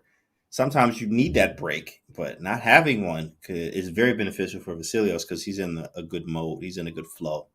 Very streaky. That's a very good point. Yeah, sometimes you want to stop the bleeding here just to reset and gather your breath, but unfortunately, that's not happening as the grand final reset is alive. Vasilios is trying. There has to be one more match here. That's the good thing about double elimination is, you're not eliminated the first time. You have to, and then when you make it all the way through the loser's bracket, like Vasilios has done, now you have to play 2 matches. Matvey has done it one time in the winners. Now Vasilios making it to the finals is going to have to do it again in this grand final reset. Part of the success for Vasilios here is that he changed his opening as white compared to the match these two had in the winner's bracket. And in the winner's bracket, Vasilios was getting terrible positions as white. And now he's just getting amazing positions. And that makes all the difference. And to be fair to him, Vasilios also came in and won a game with the black pieces, which is very, very difficult to do at this level where white gets the initiative early on. Yeah, he's just figured it out here. He's definitely figured it out. And of course, Matvey is going to have to figure it out here. I mean, he's got to stop the bleeding, at least a draw. But I mean, when do you do that? We've seen one in pre-check here, but very not likely. And of course, Vasilios is looking to win another one here. So we got another 4-game match. Let's see what happens. There it is. Here we go. Repeating. Is he going to sacrifice the knight again? No. He's like, you know what? Probably not. Yeah, he's like, okay, I got to try something new here, which of course is understandable. Yeah, Matvey just decides to go in a different direction. Sensible choice, but playing with the black pieces is still such a tall order. Absolutely here with 3 check options here. E5 hitting the knight. Are you going to sacrifice it or not? The moment of truth. He says, psych, I am. Takes. Sacrificing the knight once again. But on the other hand, now at least he did do it in a more beneficial way than he had earlier, with White's bishop having moved forward and now having to retreat again. Also, king a little bit safer too as well than generally speaking. Okay, knight e4. I do get pieces around my king. I feel like this is just much better for white. Like every time. Knight to g3, maybe f5. Maybe yeah, black b3. is definitely planning that pawn to f5 move, chasing white's knight out of its very good central square. This might be good too. But then h6, bishop d3, f5, knight h3, e5. Yeah, he's kind of rolling. But he plays d3, normal. Knight to g3, probably backing up. Whoa. It feels like a reasonable opening for Matvey with the black pieces. Ooh, but now the bishop can join the attack on black's queen. Bishop h5. Rare. Just moving all the pieces to the right side. That's the side the kings are on. Yeah, it is the right thought.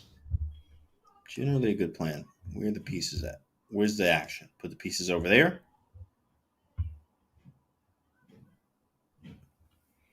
When he looks good. Knight forward also seems good. He went knight to g3. Not sure I like that. How did black proceed? Maybe try to walk these pawns down, like e5. Well, I think you have to move the bishop back to attack the knight. Oh, here. Knight comes back to e3. I think so. And then push maybe e5. Try to use the central space I have. Queen e7, same type of idea.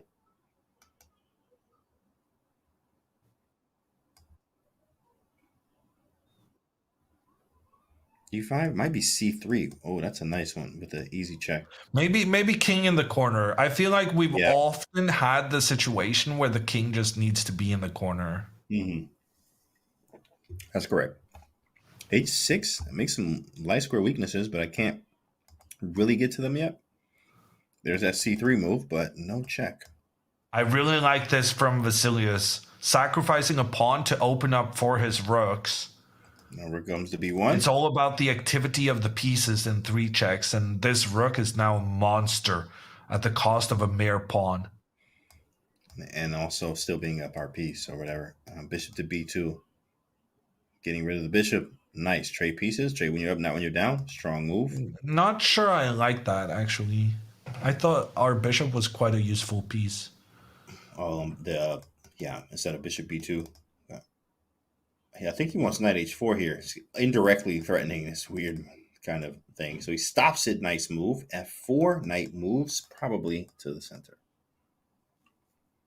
Yeah, no, black is just completely busted. And it all has to do with the open files that white has for their rooks on the left side of the board.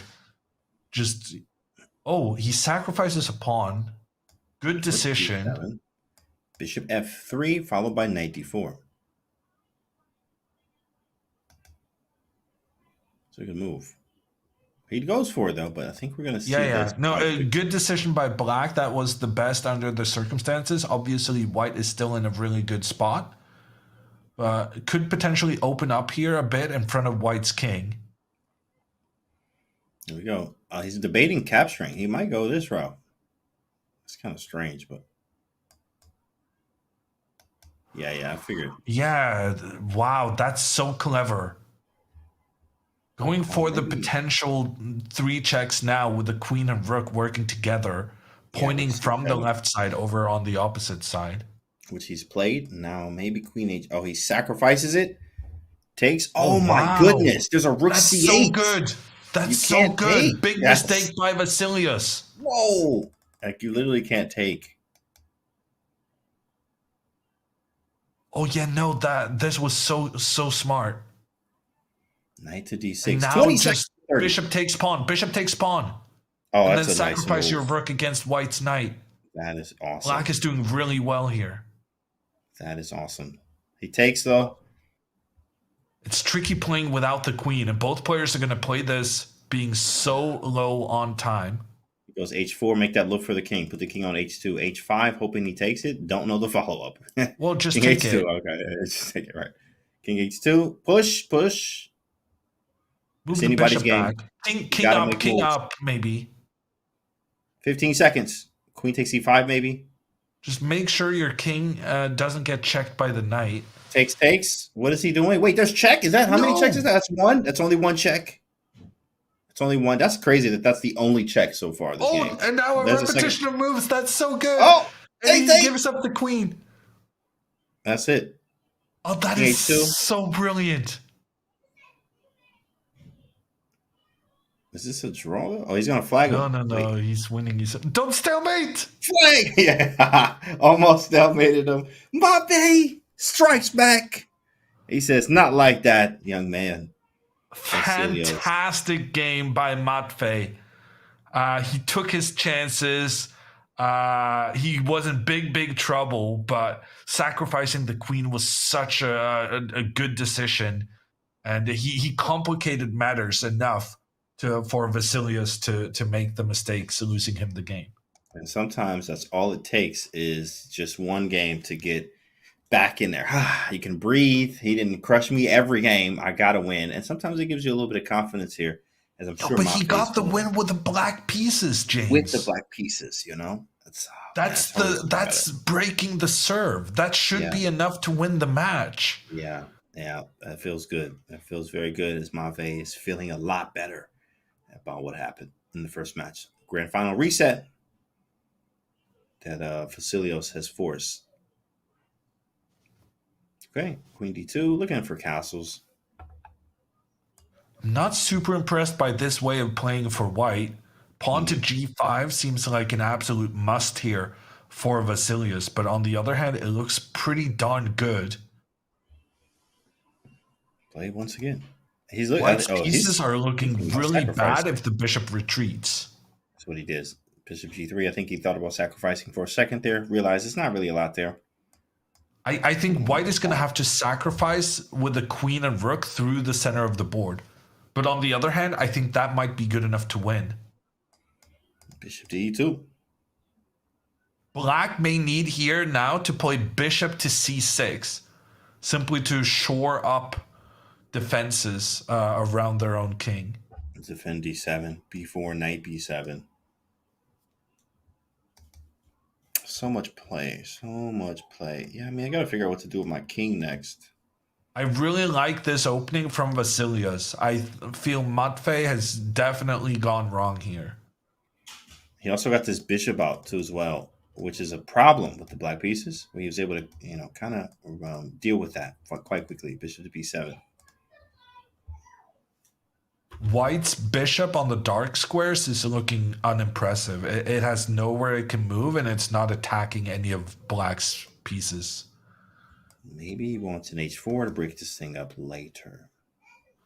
Castle, castle. Anything fancy? Nothing.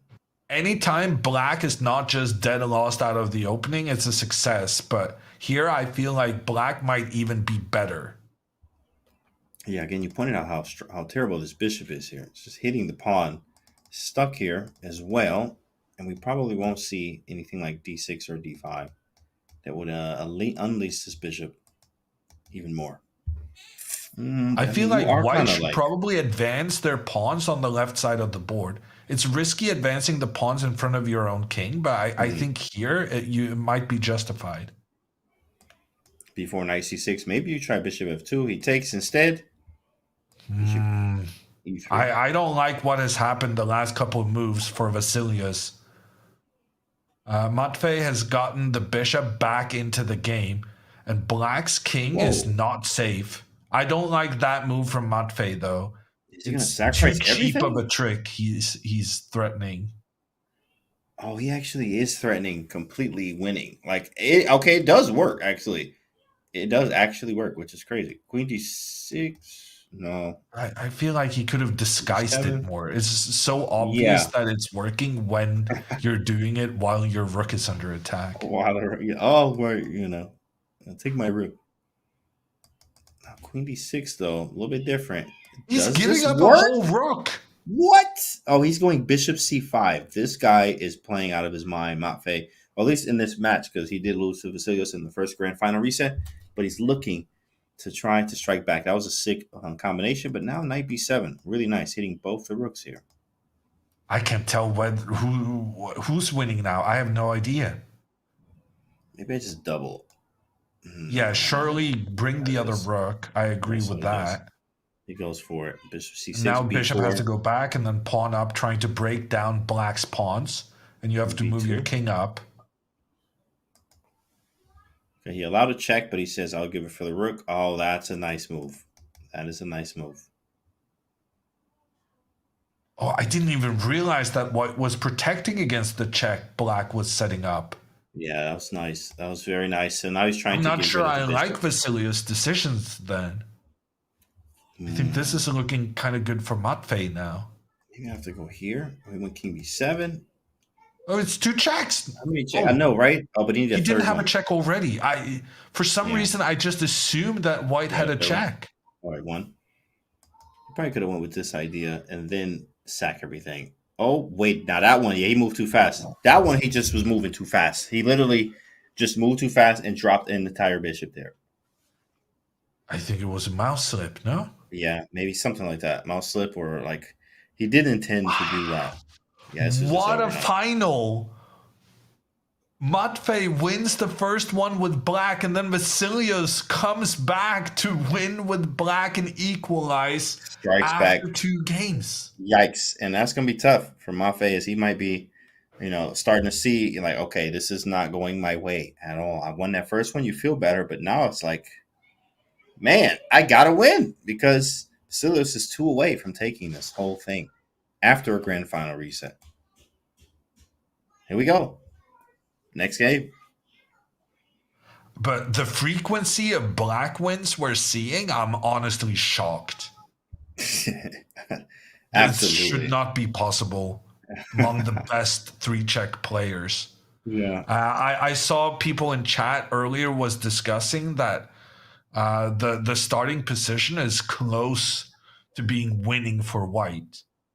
Wow. And for black to score so many points here is super impressive.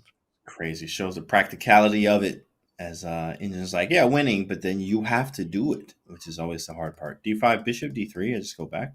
No? Yeah, maybe just back. Seems logical. Something you would do anyway. But he is thinking. Knight G5. I was going to say he has something I don't up see his any sleeve, reason but... why he would be thinking. Yeah, and we've seen this from Vasilios before. The over-eagerness in sacrificing pieces. I don't like this knight to G5 whatsoever. He currently has 2 of his pieces under attack, and he saves neither. Yeah. You know, he did this with, I think it's how he, was it Yoseph? I forgot who he beat, that he played this exact thing, but there was a bishop left. I remember he went bishop back to D3, but he went for this idea. And I mean, practically, it actually is something. He got some stuff. I don't know. I still don't like it. King in the corner, knight back to defend. Surely you can survive this. If king over, I might go bishop h6 anyway, and then queen h5, king g7, queen g4. It feels good. Knight f6. I understand. I probably would have played bishop h6 first, though. But... Okay, that's one check. That's only one. You are running out of pieces, though. But that's one check. Bishop takes h6, maybe. Plays queen h5. Where are the next checks? He's going to sack his queen on g7. Oh, and then bishop g7. I mean, bishop h6. So you have to take the pawn in the middle to get your queen into defense. To f6. Yeah, and then bishop g5 and queen h8. And then bishop g5 and it's over. You have to go queen h8. Oh, but no, it's not over. Queen h8, because queen takes, then knight takes, which is ridiculous. Like, that's a crazy line. That's so nuts, dude. That's so nuts. Absolutely wicked line. Like, you have to take with the knight. But I mean, it seems like he's not finding it. It's going to happen. He doesn't have any choice. Yeah. He didn't see it. Wait. Can he go knight f5? G4 now. Ooh, G4, yeah. G4. I'm not sure I like that move. Yeah, G4 is really strong. Wasn't G4 kind of cool there? Oh, G4 was so nice. Just G4 anyway. Like, who cares? And then takes in bishop h6.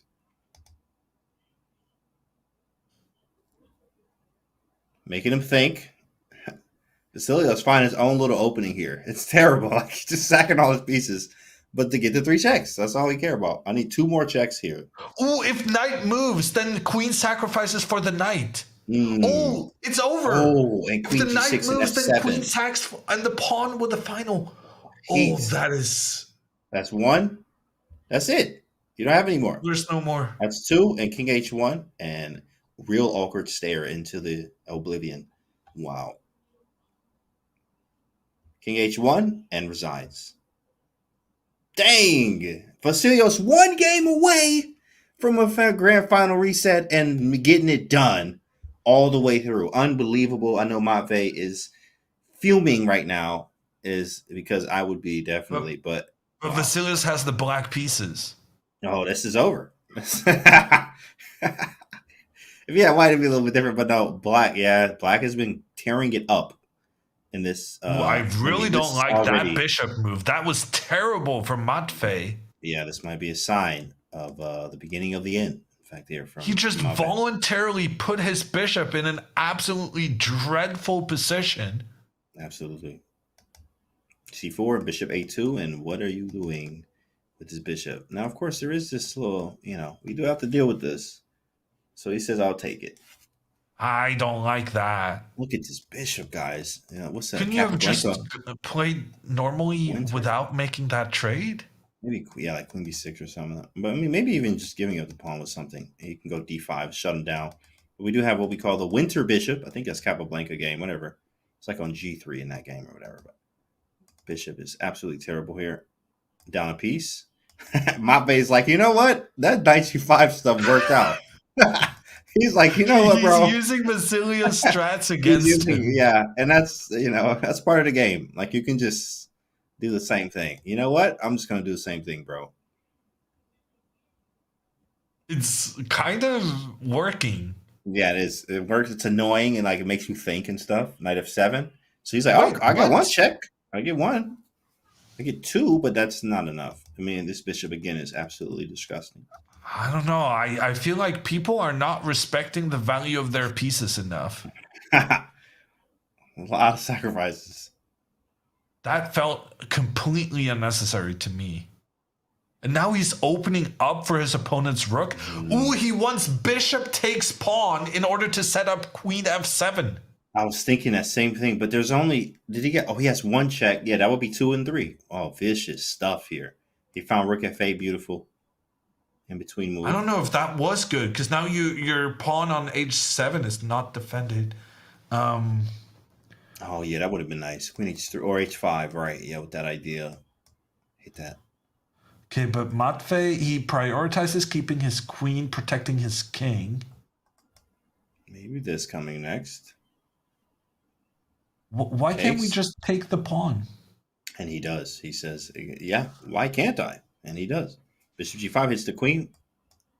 Maybe getting out of the way soon. Yeah, that strategy worked. I mean, okay, bishop was terrible, but like, the Vasilios, knight g5. Castles, getting out of the way.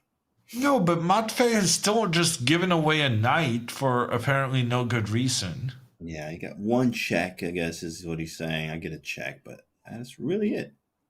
I don't see anything else. Might have to try for something like this. Maybe king h1, get out of the way. Push this way.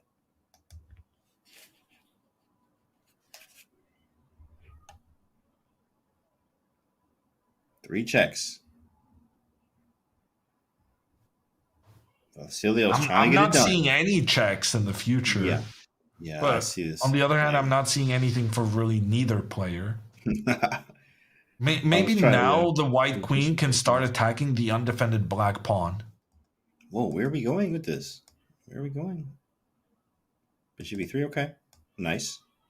f4, I don't know. White seems like I have some pressure. f4, f5, try to open things up. f4 weakens your king, though. Maybe f3 to just keep your king safe. Prioritize solid. King safety. Yeah. f4, this knight. I mean, do I have to move it? I do get a check. I do get one. So maybe I go here. Wait, how many checks do I have? 0. So takes. I would only get maybe checks. bishop b7, and then you can castle after. Oh, yeah. That's really nice. Bishop b7 and then take, and then I have the whole, 3 check thing. Ooh, yeah, I don't like really that. Okay, if you were going to sack, why are you sacking this way? Right. That makes no sense at all. Just take the knight. No. Oh, big dog. Dang. Vasilios been doing tactinos at home, a.k.a. tactics. Rook to d1. That was nice. Yeah, no, the rook on the left side is just irrelevant. But Vasilios has no time. He has to move. Yeah, no, I think Matvey is winning now. Take the rook. Check. You're going to have some checks. Rook takes. Oh, Matvey wins by resignation. He just resigns. This game is going to the wire, guys. Matvey was going to get the 2 checks there on the next moves. Wins. So if Rogov wins, does he win the whole thing? This is the decisive game. This is it. Like the winner here is the winner of the championship. Oh man, chat. Well, who do you think's going to win, chat? Let's put it on the line. Put your house on it. Don't do that. But at the same time, put it in the chat. Let's get your predictions. Who wins? This is the final game. Final game. Wow. This is some entertainment for today. Final game. Oh my! What's that? I don't know. This might have been a mouse slip. Why are you mouse slipping in the most important game? For mouse slip,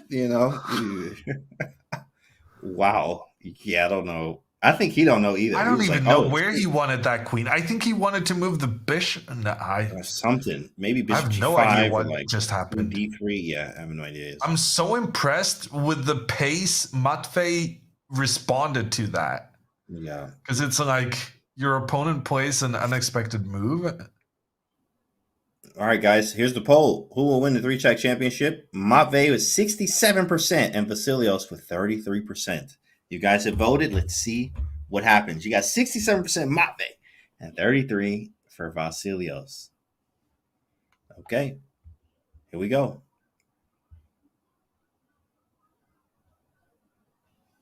Here we go. Bishop e3. I'm liking Black's position. I think Rook G8.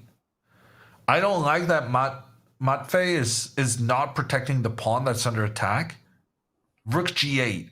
Just protect the pawn. That pawn can be very, very important. That is true. Of course, closer to the king, quite annoying. And now he's trying to set up the queen trap ideas. Is the queen actually trapped, though? I don't think so. I do get back in time. I guess he has a knight h5. I go here. Queen takes h4. He's going for it. Here we go. Rook h7. Oh, he said it this way. I mean, now I have maybe... No, my queen's still trapped in there. Oh, the queen is actually in big, big trouble. Matvey is winning it with the black pieces in the decisive game. Yeah, because even queen g3 runs into that knight h5 idea. Queen f3. Queen takes h4. Wait, do I have g3? I don't. Yeah, that's it. I'm like absolutely cooked in a way. Bishop c4 is a nice move. Ooh, Rook h7 anyway. And then queen g3, knight h5. Same idea. Oh, that's clever. Knight e4. Boy. Well, that was clever, Conti, and he didn't see it. Yeah, he just didn't see it. You had the solution there. Yeah, he finds knight f3 here. Just goes back. Who's move? Okay, Matvey, what we got? What can he do? Rook f8. Bishop e6 with some traits. No, but it's a check. Oh, right. That's he's playing chess. Oh, yeah, that was just terrible, right? Yeah, that's just no, I don't know, because the queen is trapped. Yeah, he did. Okay, he's maybe giving he's saying away I'll give up a check but the white queen is not getting away. Yeah, I guess I forgot about that. Sometimes you forget you're playing 3-check, even when it's 3-check. Like, that was just a check. But, okay, the queen is trapped. I get it. I do get it. Queen is trapped. So. Oh, that's so good. Voluntarily giving up a check to trap the opponent's queen. Trap the queen, yeah. Oh, but the queen is going to get a check when she sacrifices herself. See? Yeah, it's 3-check, guys. Oh, but there's queen a2. No, then there's queen g4. And then queen g4. Yeah, he gets out. He's fine. He's okay. Queen g4 is over.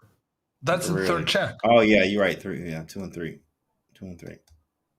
Woof. So he has to use the rook to win the queen, but then white has to watch out for the black queen invading. So he has to go, what, king b1? What's the check count? Okay, black is at 0 checks. But king b1 is terrible because then you sacrifice the knight. The knight, right. Knight takes, and then something. He goes c4. So he was looking. He saw this. So what happens if I capture? Where's your check? He needs that third one, and I don't see it. I think Matvey is winning it. Just take the pawn. Yeah, you just take the pawn, which he does. 30 seconds for Vasilios. He could be going down here after a grand final reset, making it so far. Oh, man, here we go. Matvey is winning the decisive game with black. Knight d2. How many checks am I at? Not 0 for black. So maybe I just trade it. And how do I get this third check? 3. How do I get any checks? I have none. Maybe I don't need to. I can win on time, says Matvey. Oh, now he gets one. The checks. I get a free one. And then I go here for the second and third. Yeah. Oh, Matvey wins by resignation. Matvey, and have a nice day. Oh, it's over. Wow. After the grand final reset, he made it this far. He was losing. We thought he was going to go down. At least Vasilios did. Brought the pressure to him. But he wins in the end. Best game of the tournament in the decisive final. This is what decides it all. Matvey allows his opponent to voluntarily give a check, but he realizes that he's about to win the opponent's queen.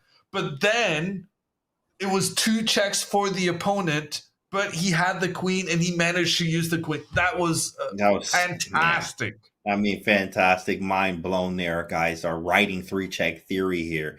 As Matvey has made it all the way through. There were thousands of people that joined the qualifiers all the way down to these last two here with Vasilios and Matvey. And Vasilios made it all the way through to a grand final reset. I mean, this thing was like scripted. Beat him, thought he was going to win again, but Matvey says not today, as he was able to hang in there and win the last game in a must-win situation for both of them. Matvey ends up winning, and he takes home $750. That's nice. If he was streaming, he'll get an extra maybe $850 there too if he's a top streamer. If he was streaming there, second place, Vasilios there with 500, all the way down to seventh place, who gets $100 as well. That was absolutely awesome stuff there. Wow. I mean, Hammer, that was crazy, right? Very enjoyable, very fun stuff today. Such a good final, going down to the wire, going down to the reset, and the tiebreak in the reset. Just the very appropriate way, I think, also for the tournament to end, because we did see a lot more wins for Black than what I was expecting, and considering how advantageous the starting position is for White in this variant. And then to have it all decided with a Black win in the final game, it was just perfectly scripted. Yeah, of course, they scripted. Of course, guys, this is all acting. No, this was real, guys. This is actually absolutely real, and it happened just like this. It was absolutely amazing, but it's, time's come to an end here as Matvey walks away as the three-check champion. Chess.com's three-check champion is Vachier-Lagrave, Master. Congratulations to him and all the players that played. Thanks for playing. Thanks for being a part of today. And of course, this is the end for us. Hammer, you got anything to say to the chat, man? It's been a great day. Thanks for being my co-commentator. Yeah, great day, great feature of this variant within chess. Very much enjoyed the three checks, and congratulations to all the prize winners, but in particular, Vachier-Lagrave. This is his day. This is his day. Three-check champion. Absolutely, Vachier-Lagrave. Well, of course, it's been a pleasure commentating with you, Hammer, as always. And it's been a pleasure with you, chat, of course, being here with all of you and watching the entertainment of today. So we're out of here, but of course, there's always more events here, so make sure you guys are following along. And we'll see you guys on the next event.